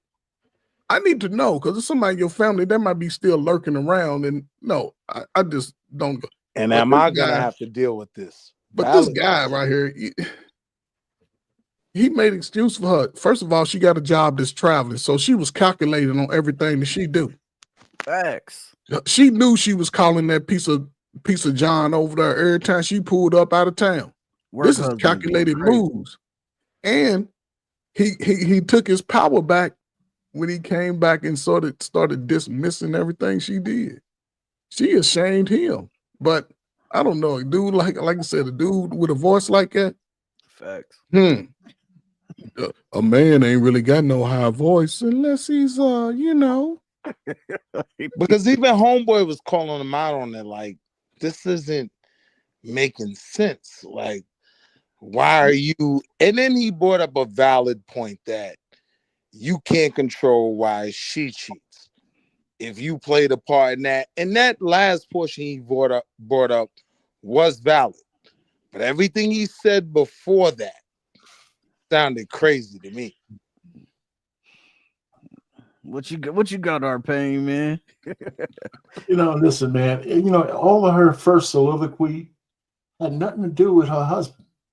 It had to do with her father. What the hell your father's cheating for? That means your mother told you something she never told you. That's number one. Number two, all that abuse shit. I can't stand when women. I need to see receipts because women call everything abuse. Thank you, Payne. But that was my major question. Did you buy it, Payne? Yeah. So she had all this trauma going into the marriage. So she was going to cheat on this guy, whether he was attentive or not. I mean, then he started saying the bullshit he said. Let me tell you, as soon as he started to take 1 ounce of responsibility, I stopped listening. I can't remember if his voice was high. I couldn't hear anything this fucking guy had to say. You just tuned him out, Arpain. I just tuned him out. I mean, you had to play it again. I didn't want to hear one word this asshole had to say. My wife cheated on me. It's her goddamn fault. Period. I don't take no responsibility for it. None. Especially if you talk to me about anything. you know what? I don't know how consistent I am on things, but on this issue, I am so consistent. My thing never changes. And You Pay, know, look so at that same piece. They go to the sister. She's like, "Yeah, I told him after I did it." Like, well, if you could tell him then, you could have told him before you did it. yeah, I don't think she told him then. I think Well, she went yeah. on one of them trips and got caught up, and he found out. Yeah, Probably the point so. is the one thing. Okay, the one thing somebody asked me if I would know my wife would cheat. We're so connected. I would feel a disturbance in the force. Yeah, That's the only way I could say it. I would feel a disturbance in the force. And I told the guy, I said, either she'd be the best cheater in the world or she's not cheating. Because I would feel it. We're that close. I would feel it. So anyhow, but because I can't stand men sitting down. I mean, it just makes me feel bad for men, for mankind, not for him, but for all mankind. We take too much shit on ourselves when, if Ricky would probably be here, he could say it better than I could. It's not your fault, but I feel like Goodwill Hunting at the end. It's not your fault. It's not your fault. You know what? You know what though? You know what though, RP, man? Yeah. Now that I think about it, I changed my position. I pause. I changed my position on this. Okay. It was that motherfucker fault. And I changed. Listen, I got it. I know. Call me what you want. Listen, call me a flip flopper, whatever. Look, she knew that she could cheat on Buddy, and there would be no consequences. There you go. And when she cheated and she told him, or however it happened, probably getting banged out by the work husband on their work trips, he just forgave her. You know what I'm saying? He just forgave her. I don't know. Like, there's some men out there that they're just gonna stay cool. You know what? Or they're gonna bounce. They're gonna be like, yo, what? Fuck this. You ain't nothing to me no more. We out of here. I'm done. And that's just that. But a lot of dudes be lying. And he probably was one of them. Oh, yeah, my girl ever cheat on me, dog? Because he was around other men. Yeah, my girl ever cheat on me, dog? I'm out that month. Now she on the couch telling the world that she cheated on you on work trips and you forgave her and y'all been married for 20 years. Bro, no, it's your fault. You know what I'm saying? Facts. Like, if she knew that she could cheat on you and the consequences would be her losing her man, her losing her family, her, you know what I'm saying? Her losing the things that y'all built, whether y'all built it together, she caught you at the end of the road, she pulled you up by your bootstraps. If she knew that she was losing all that and she cheated on you and she thought she was going to lose all that and then she lost all that, that would be devastating. But the fact that she knew she could come home to you and your little baby she knew that she could come home to you and tell you, I got put on the table, he jumped off the dresser, flipped off the chandelier, and gave me everything that you could. Don't worry about it, baby. I wasn't giving you exactly what you needed, so you got it. Jesus Christ. Hell no. I would have been like, pack your shit. I was like, pack your shit. Ain't no way. Yeah, I don't know how guys do it. I don't know. I swear. I don't. My mind is just too, my imagination is just too, I just couldn't do it. But we can't discount. She may be the breadwinner too. Facts. Yeah, you right. Maybe Traveling businesswoman. You right. She's traveling, he's at home. I come with resources. My wife cheat on me. The dogs will be attacking her. Get the hell out. I come with resources. I'll be mad for a couple of weeks, but Yeah, you be mad, but I'll move on just fine. You know, I'll move on. But I won't think, especially at this age, you ain't. Yeah, man. Right. It's not even worth it. If you get married, you might as well just stay with your person you marry. It ain't worth getting married, then mixing all y'all little dirty clothes together, then going back out there trying to be single again. That's just too much work. That's too extra. Don't do it, folks. The few that want to get married, you just got to understand it's an everyday process, and at some point y'all gonna start finishing each other's sentences because y'all align with each other, and you gonna know if your husband or wife is cheating. Because yeah, ain't no man, dinner gonna be cooked. it and- happens, man. It happens. Finishing Yeah, the you gonna sentence, know. it If you happens. don't know, you don't know your spouse. So So it's crazy. mhm. It is So, crazy. But go ahead, Pastor Scott. RP, you had said you said, you know, me and my wife are so connected that if something was off, I would be able to know, right? Not something, not just anything. Her getting banged out Yeah. by somebody else. That's not Yeah. just something. Because you know. Okay, so you Finish the would Finish the question. know that she's getting banged out with somebody else because you're so close to her, right? Because y'all are so connected. Y'all are married. Y'all are one, right? Yeah, that's mine. That's what I believe. Yes. Yeah. And so, would you?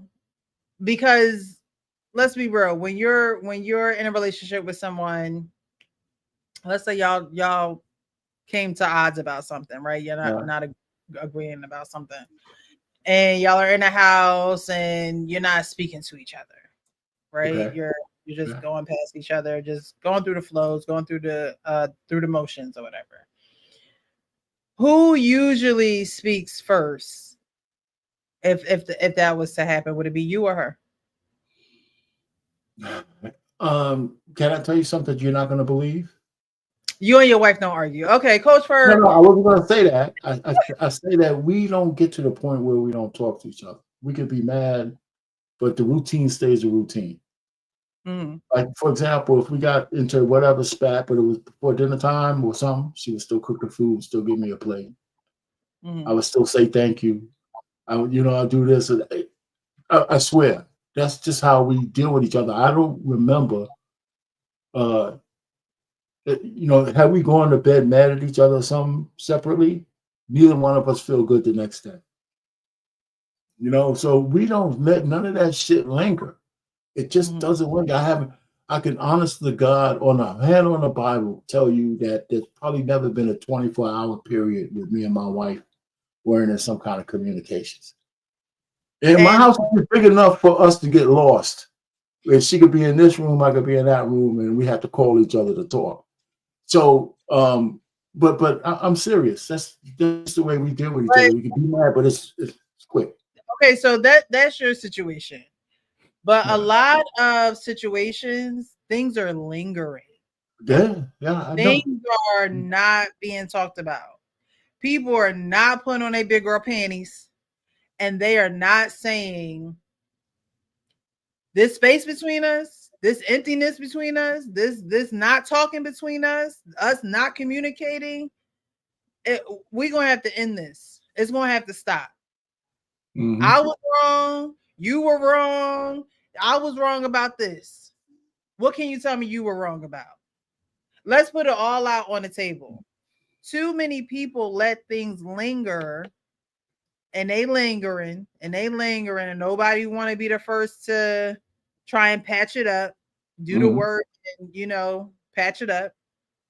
And so when things linger, when things go unsaid, then you start to assume. Then you start to think all these other thoughts, right? He said he knew he wasn't meeting her needs because of how she is as a person. He knew that the connection was getting further and further and further and further away. Like he said, he can't be responsible for her cheating on him. He can't be responsible for her allowing a man to overtake her. He can't be responsible for that. But what he can be responsible for is continuing on, and I call them like dumb antics. Like these are dumb antics. Like, okay, a woman is going to be a woman, but she also need to put her big girl panties on and know how to talk and know how to have a conversation too.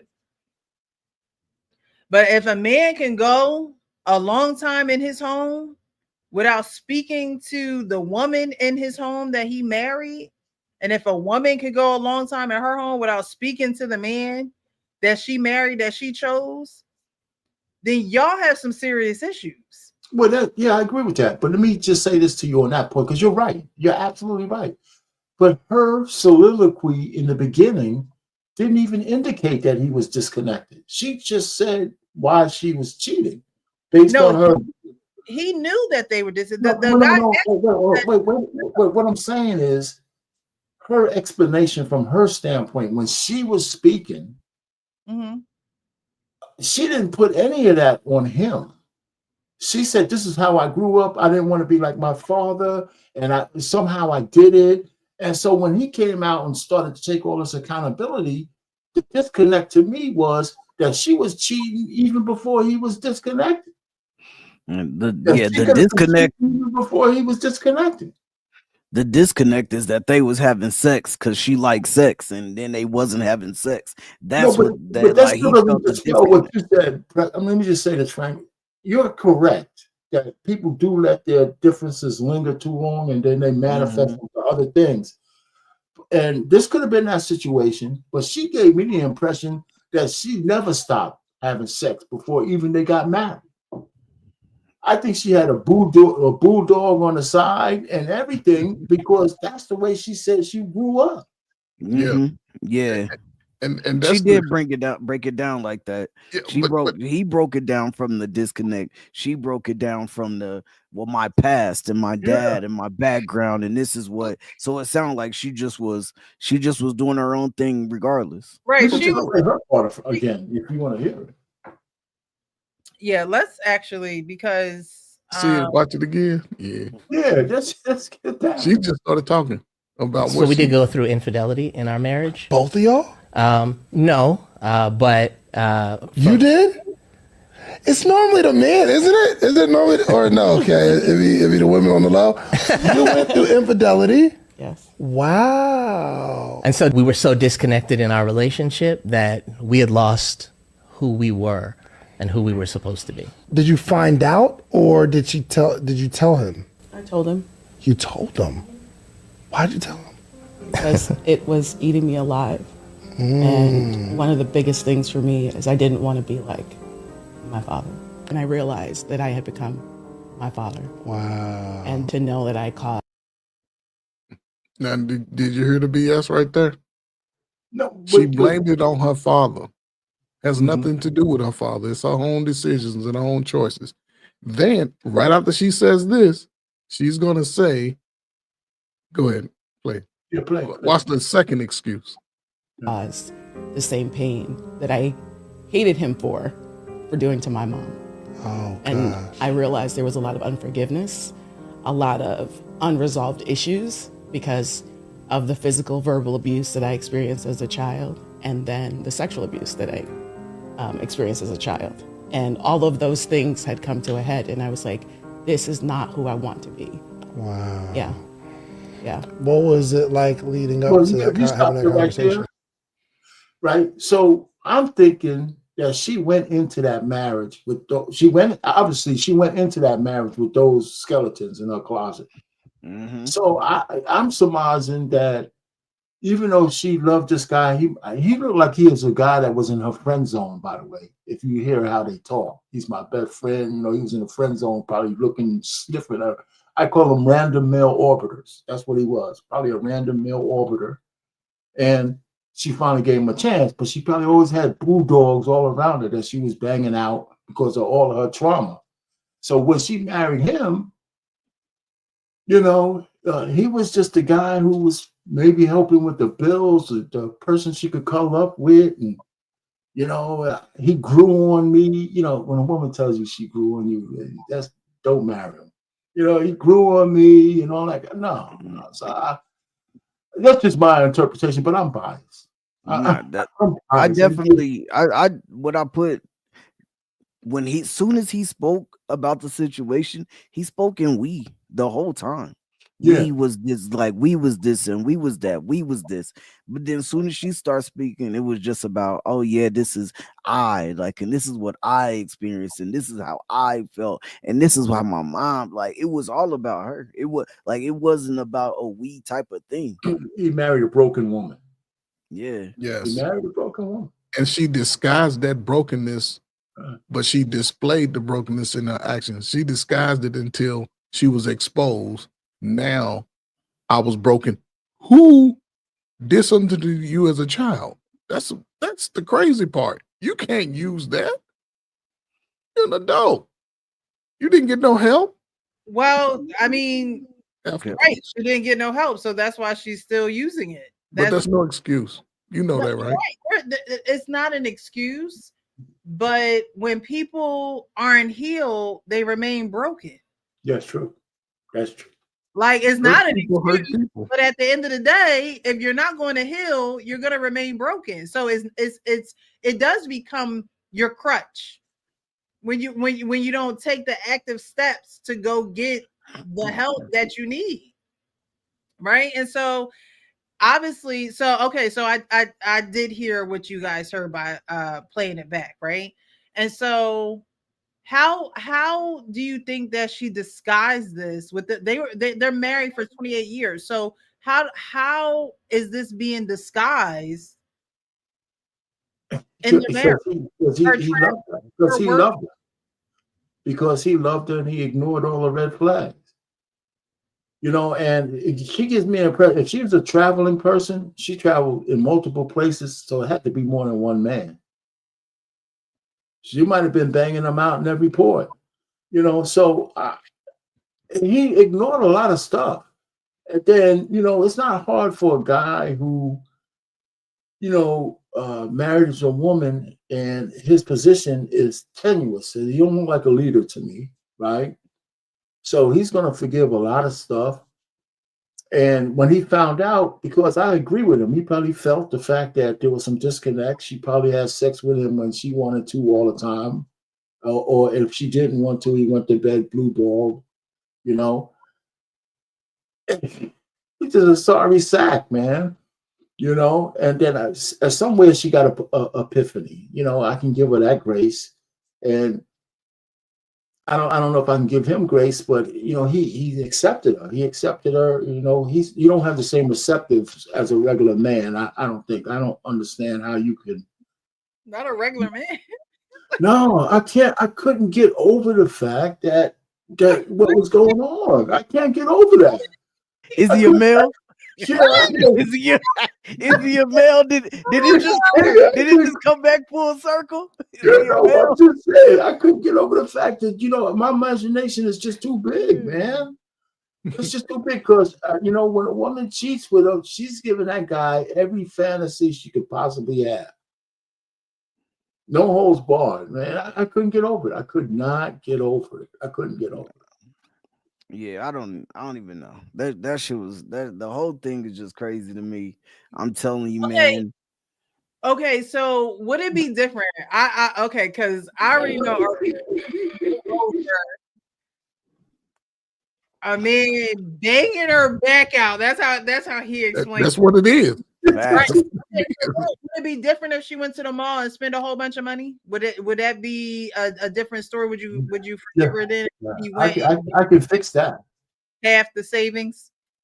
Oh my God! I just spent money on shit. No, I mean, no. If she squandered some money, obviously that ain't. Yeah, we can get that worked out. But she I can work that out. I can work that out. But you know, definitely. For me, that's a different kind of problem I can fix. I can fix that problem. I'd be mad as hell, right? But I can fix that one. Yeah. Right? I know I could fix that one, but the other one, knowing what you do to your wife or your woman, Yeah, and yeah. the And Fresh, thing is, yeah. you know, he ain't gonna have no respect for your girl. He You ain't see gonna. how our pain, and it's crazy because I'm going to speak on the same thing. You see how our pain saying he just blanked out when the dude just started going into film mode? Listen, let me tell you something. The one picture in his mind that he could never erase is his woman getting banged out by another man. I don't care. That's a vision brothers can never erase. And doing all those dirty things that you won't do because you respect her a little. No, you I'm know, you doing all respect that. This But my I wife. have heard but you know how it be sometimes. No, I I'm doing have it. heard a divorce lawyer say that men be talking like they leaving, but men that get cheated on don't leave their relationship. But he has too much. He has too much to lose if he leaves. He has a lot to lose.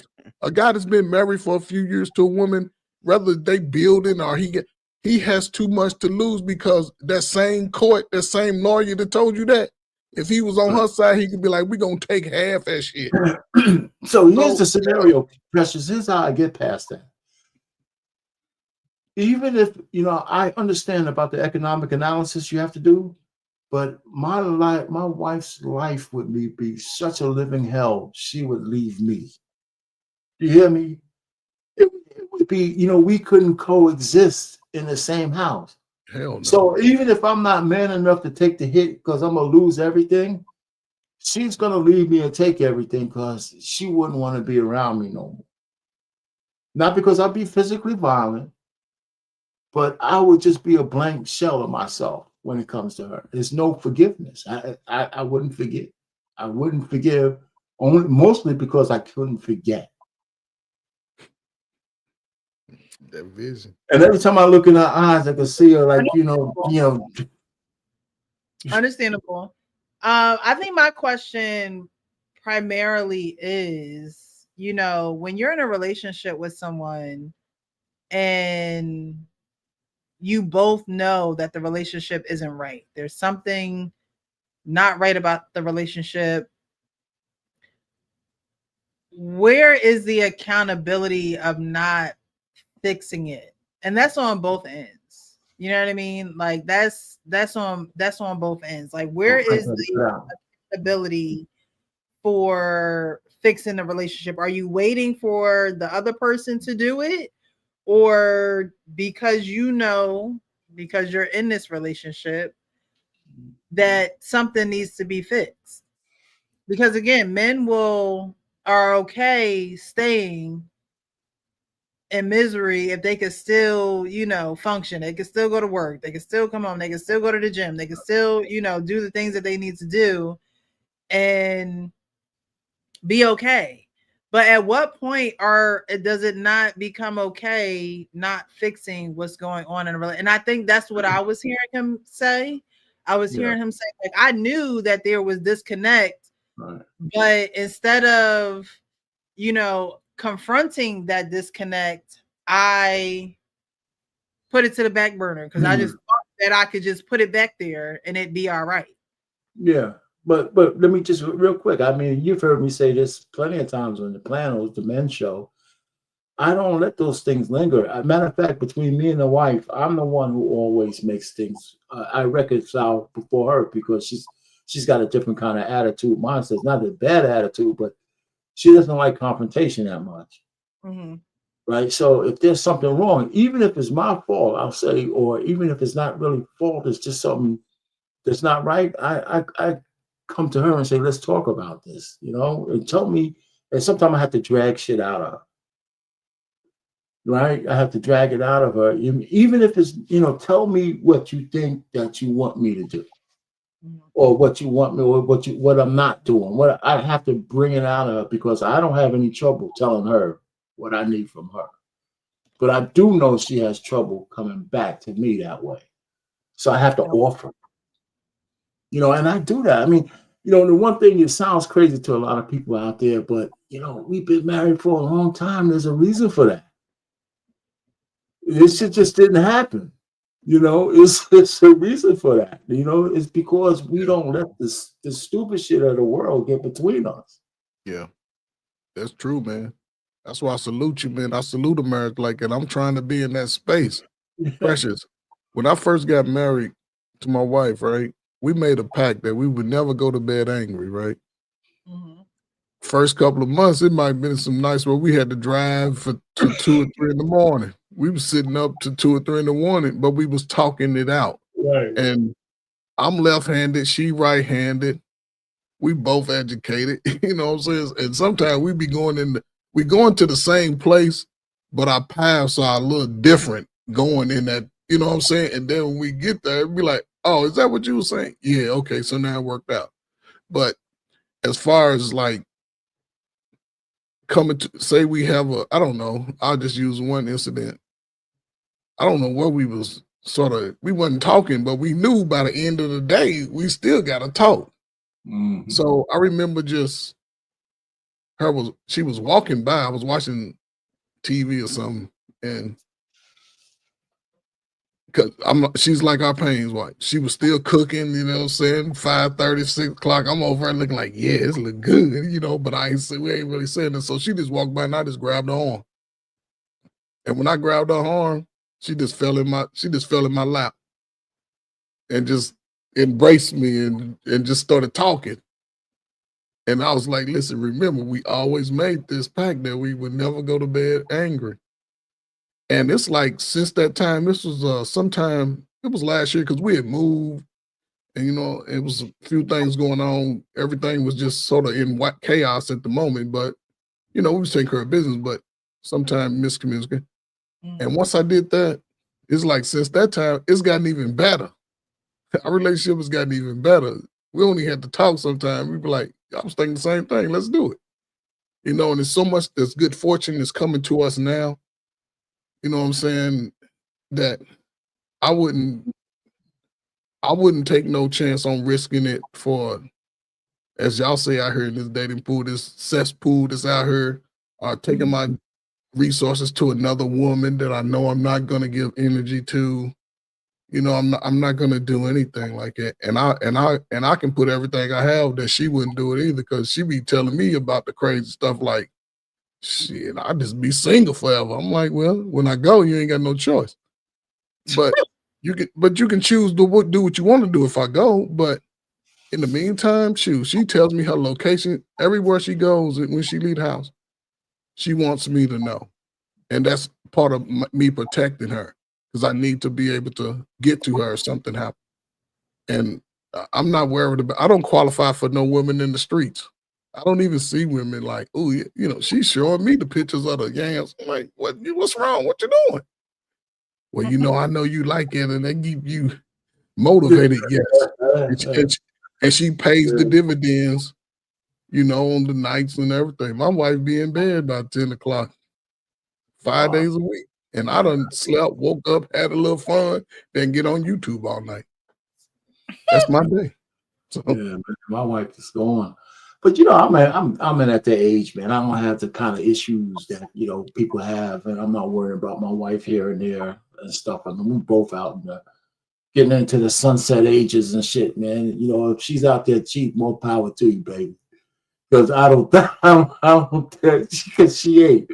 But the point really is, I mean, we passed all of those formative years where, you know, we're just doing, I mean, we're like in a jet stream of our marriage, right? I mean, we're, you know, when you're in your 60s and stuff like that, the same old things that, you know, there's just, I don't even know how to explain it. I don't even want to say the word bliss. You know, she goes to church, we pray, we do this, we do that. You know, I cook some dinner every Sunday. I get the girls come over, we sit down and talk. It's, you know, I don't know. Our life is boring.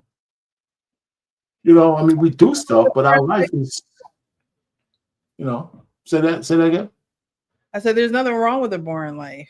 Yeah, you have a life together, and you make it what you want it to be, and your life flows the way that it flows because that's the way you want it to flow. I wouldn't necessarily say you have a boring life, but well, I say boring. I mean, we go places and do things, but I mean, it's no like the excitement people, you know. I don't know, people out there just partying, popping bottles and all that kind of stuff. Yeah, that's Yeah. I don't understand it either. You know that song? We outside tonight. No, we inside tonight. I want somebody of the older crowd to make a song that say we inside tonight, okay? Because I don't understand how people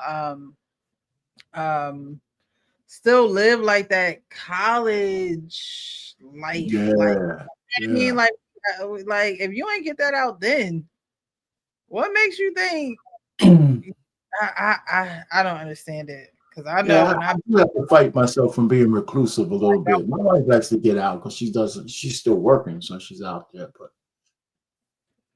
so we got a couple of trips planned. Your wife gonna retire so she can stay home with you. Actually, she's not, right? Because she works for our church, the church we got married. She's the head administrator, right? They pay a little bit of money in there, but the reason why she's not retired, she might want to in a couple of years, but it's not going to be a retirement. She's still going to go there. She's still going to go there. She's still going to volunteer. She's going to do something in the church, so she might as well get a couple of pennies for it, right? I'm not making her do this, but she's doing that. But she's not retired. She's working for the Lord. She's never going to retire from the daggone place. She might not be the head administrator, but she's going to be there probably 3-4 times a week, no matter what. So she might as well get paid for it. You know what I'm saying? Yeah. I mean, she likes doing it. She likes doing it. I mean, at least she is doing something that she enjoys doing. Service. You can never go wrong serving. I tell you, I tell any woman that day and night, you can never go wrong serving. I tell a man that. Your service is different. Your service is different than our service. You can never go wrong when you have the heart of a servant. Can't go wrong. Can't go wrong. All right, well, we're going to this one because I've had a long day. All right. I conversation. I believe that this was a great live. We got the men's perspective on these videos. And that's exactly what I came here for tonight, is to get you guys' perspective and to see it how you see it. And you guys have definitely shown us how you see it, and I appreciate that. We're gonna start with our pain. We're gonna get with the final thoughts. Thank you to those who have sent me a Cash App. Let me shout y'all out real quick. I believe it was Darnell as well as Harrison Davis. Thank you guys so much for your Cash Apps. I appreciate you supporting the platform. Thank you, thank you, thank you. Thank you to those who are in the chat. Thank you, thank you, thank you. Thank you to, what was his name? World class, Willie, whatever. Willie, yeah, that came up. I appreciate you. I'm not quite sure how you guys found out about my channel, but I appreciate you for being here and actually participating in the conversation, because you don't have to. So I appreciate you for clicking that. JT in the chat. JT is in the chat. Yes. Thank you, thank you, thank you. What We Know podcast. You guys go on over there and subscribe to his channel. And everybody that's on the panel, Champ Talk, excuse me, Frank has a channel and he does reaction videos. So definitely support him, subscribe. He does really good on his reaction videos. So definitely show him some love. Our Pain does his videos as well, whether it's cooking or let the women tell it. You have a few things, sports, whatever you're talking about. Definitely support the people who are on the platform, because I'm not the only one who has a platform, but they do take time out of their lives and out of their, what they're doing on their platforms to come over and speak and just hang out with me and you guys. So I appreciate you guys. Thank you, thank you, thank you. Again, follow those who are on the panel. Thank you, Menelik, for being a mod tonight. Thank you, thank you, thank you. I see you doing your thing in the chat. So I appreciate you. Thank you so much. And we're going to start with Our Pain, final thoughts, and then we're going to go up to Coach Ferg. And then we're Yeah, I'll be short. I mean, it was a good panel. I mean, it's funny. It's 2025, I like to see, I don't have like New Year's resolutions anymore. It's just good to be in the new year, to make sure to put the 5 at the end of the calendar when you write on the thing when you write your check. You got to put 25 now instead of 24. But I'm just looking forward to the year. Somewhere around April, I'm gonna start getting antsy because I got to do my taxes and shit. I always hate that period of time. But as far as concerned, it's a good new year. It's cold as hell here in New Jersey. Oh God, And, super. Oh yeah. So I'm gonna go in there, snuggle up with the wife, and I told her make sure she keeps her side of the keep the bed warm. So I'm coming in there, and everything is cool. So it's good. Nice. Thanks for having me up again. I appreciate it. Berg and everybody else. It was pretty nice tonight. I think we've been pretty consistent as men on this panel. You could keep throwing it at us. It seems like we're telling you the same, no matter what. It always ends up to be almost the same. I think men just think differently than women, but you know what? It's good though, Precious, because you give us your insight on how where we might say is disconnected. I think the point is you have a worldview, we have a worldview, and like I said, as long as we understand each other, then that's good enough for us. The understanding is what you have, whether you agree or not. I think the understanding is important. Yeah. I agree with a lot of stuff you say too, but Yeah, I think understanding is very important too, because men and women are just wired differently, right. And if we're not striving to understand one another, when we just better off not dealing with one another, right? I'm not going to deal with you and not understand you. That would be foolish of me. Right. That would be foolish of me. So, I have these conversations so we can get a better understanding of one another. Like I said at the beginning, everything y'all say is not Bible. It's not, the exact truth. It's the truth as you know it. It's your perspective. It's what you've gone through as a man, and you guys have the outcome of being married, of being in relationships, of having women that are reliable, of having women that you know and that know you, and you abide with each other in knowledge. You know what I mean? Arpin, I'd love to hear you say, we don't let that stuff linger. We don't, that's how that's a goal that relationships should get to, where we don't let it linger. You'd be surprised. We really can't have that conversation because y'all don't go through that stuff. Right. But let somebody go, that's going through that, come on here and say, I just don't know how to get through to him. I don't know how to get through to her. We have these conversations that never go anywhere, or we have these conflicts where we can't get a resolve to it. And what may seem easy to you is like calculus to someone else. Like, what I mean? They can't seem to figure it out. And I always say that I think that couples should go to therapy, whether you go alone, whether you go together. You definitely want to go alone, because if you don't go alone, you're going to end up like this woman who cheated on her husband because she was broken from her childhood. I think a lot of women will get into relationships trying to find themselves, not knowing that you got to do that before you get into a relationship. Absolutely.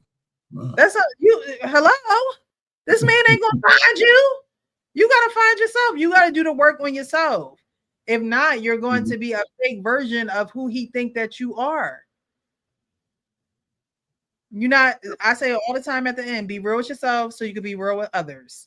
And if you know you're broken, stay single, because we don't need two broken people. Because what you join together, when you marry him, he's marrying that brokenness, whether he knows it or not, whether he likes it or not. And so those things as a woman, like you truly have to be real with yourself before you could be with someone else, because a man shouldn't be marrying a lie, and vice versa. But a lot of times men cover it up way better than men can, because men are very simple. You get what you get, pretty much.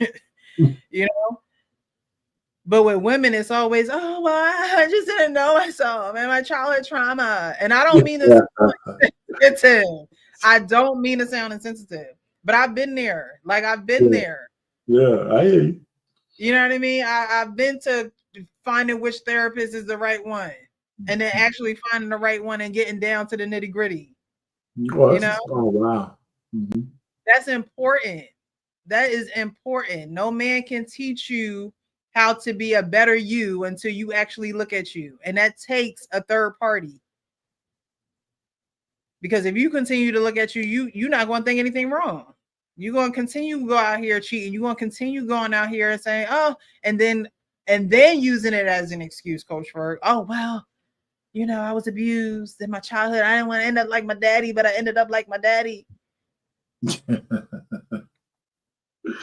Well, maybe your dad needed to go to therapy. Maybe he needed to do those things too. But at the end of the day, like you said, Coach Ferg, we're adults. And so if you're not going to get a better understanding of yourself, don't even try and get a better understanding of anybody else.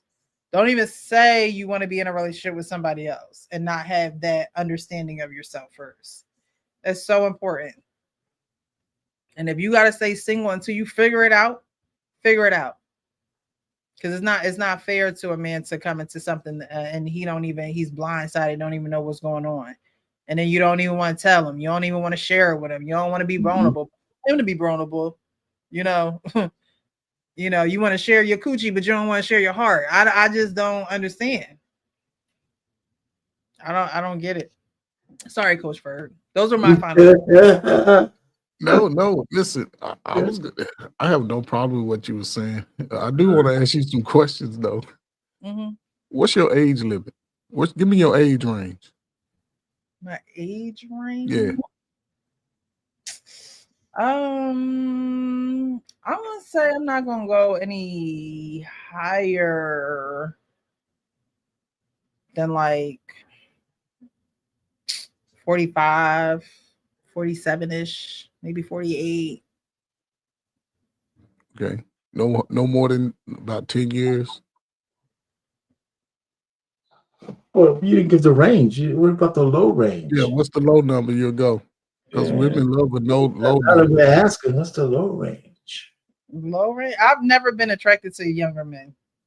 So your age and above? Yeah, Okay, so your age I've and above. never been attracted to younger men. Or Okay, maybe so- younger men have never been attracted to me. I don't know. Okay, so I've next, never been attracted to younger men. here's my next question. Would you be willing to relocate? Yeah. Okay, so because what you were saying is great, right? I love that you were saying that. This is 2025. Ladies and gentlemen, welcome to the Real Precious Reality and Relationship Show, because she is presenting herself as a wife. And, if you want something real, hey, don't be afraid. She is going to have the expectation of you being a man and talking through all that stuff. So you ain't gonna be able to sit in your corner. You gotta talk about it.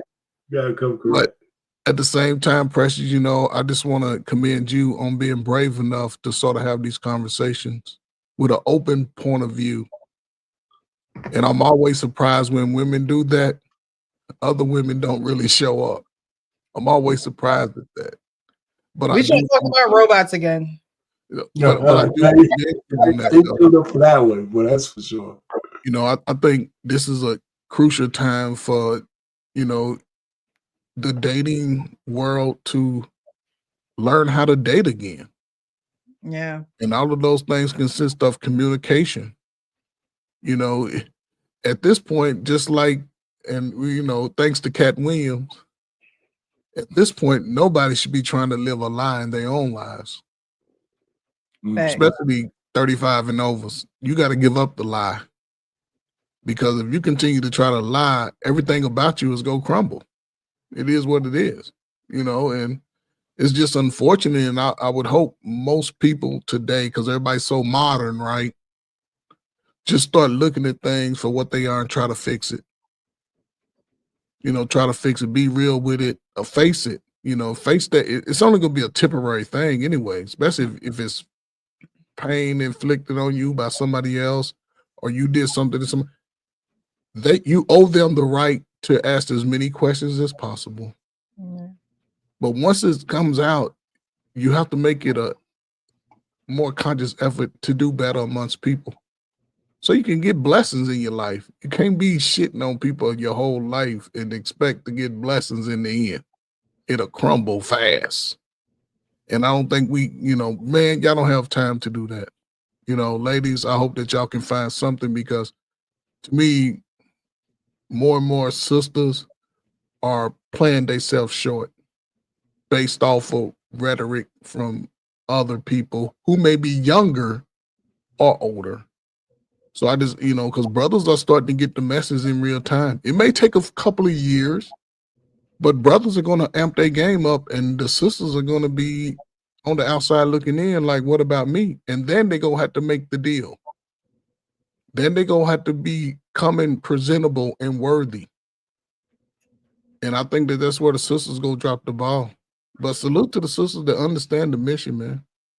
Salute to them, man. Salute to the wives, the women that want to be wives, man. There's nothing like a man protecting you with his life. I'm telling you that now. But you can't violate his respect and his trust of you. And if that's not for you, then stay out there in them streets. Stay out there in them streets. So, but that's not going to be a good life for you. So salute to everybody, man, who just want to be better, man. This is 2025, man. Ain't no staying in the same mindset. That shit, F them kids is what they do, not what they say. I'm done. Well, thank you guys again. I think I've said my final words out of turn, but it was said. Thank you. We're going to get out of here. We'll see you guys. Ooh. Is it next Wednesday? Let me see. Next Wednesday. Now, next week, I may have to reschedule, actually, because I'm going to be at a conference, a 2-day conference. So, we might have to do it Friday. It might have to be Friday, but I'll keep you guys updated. You have a barbershop on Friday. BM News Network. Do you? Okay. Excuse me. On Fridays, yeah. We're gonna have to make something shake. Yeah, we can make something shake. You going out of town? Yeah, I have a conference in Atlantic City. Take your little equipment with you, and you just won't have the practice background. I might. Get the city background on you. Get you a nice hotel room. Just tell them put you on where you face the city. Yeah. I don't know, because I might be rooming with somebody, a coworker. So that's the only reason. I don't know. We'll figure something out. It might be Thursday. It might be Thursday night instead of, because I'll be home Thursday. Yeah, I'll be home Thursday. So we might have to do it Thursday instead of Wednesday, if everyone is available. Whoever's available. You're gonna hit the casinos or what? No. That's not my calling. That's not my calling. Pressure, at least get outside though. Get outside. Oh yeah, I'm gonna definitely get outside, but not the. I may play a penny machine here or there. You got $20. You know you got $20. I'm not a gambler. Like I just got $20, but you might bring one up. I don't even know what I'm doing. Hey, just go put your money in the little slot and pull the handle. You might have. There's no strategy at all. No Money, I might not. Just bring the good luck with you. Just bring the good luck with you, and you might walk out of there with about $800 to $1,000. You never know.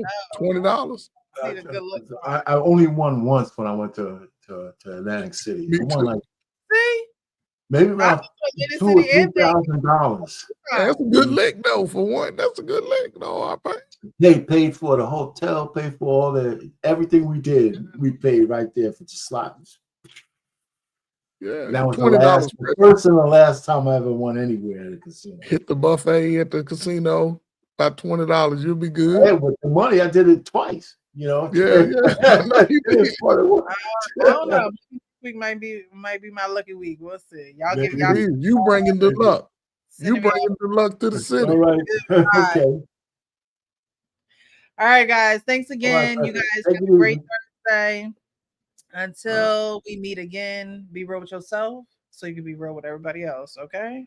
Good night. Good night.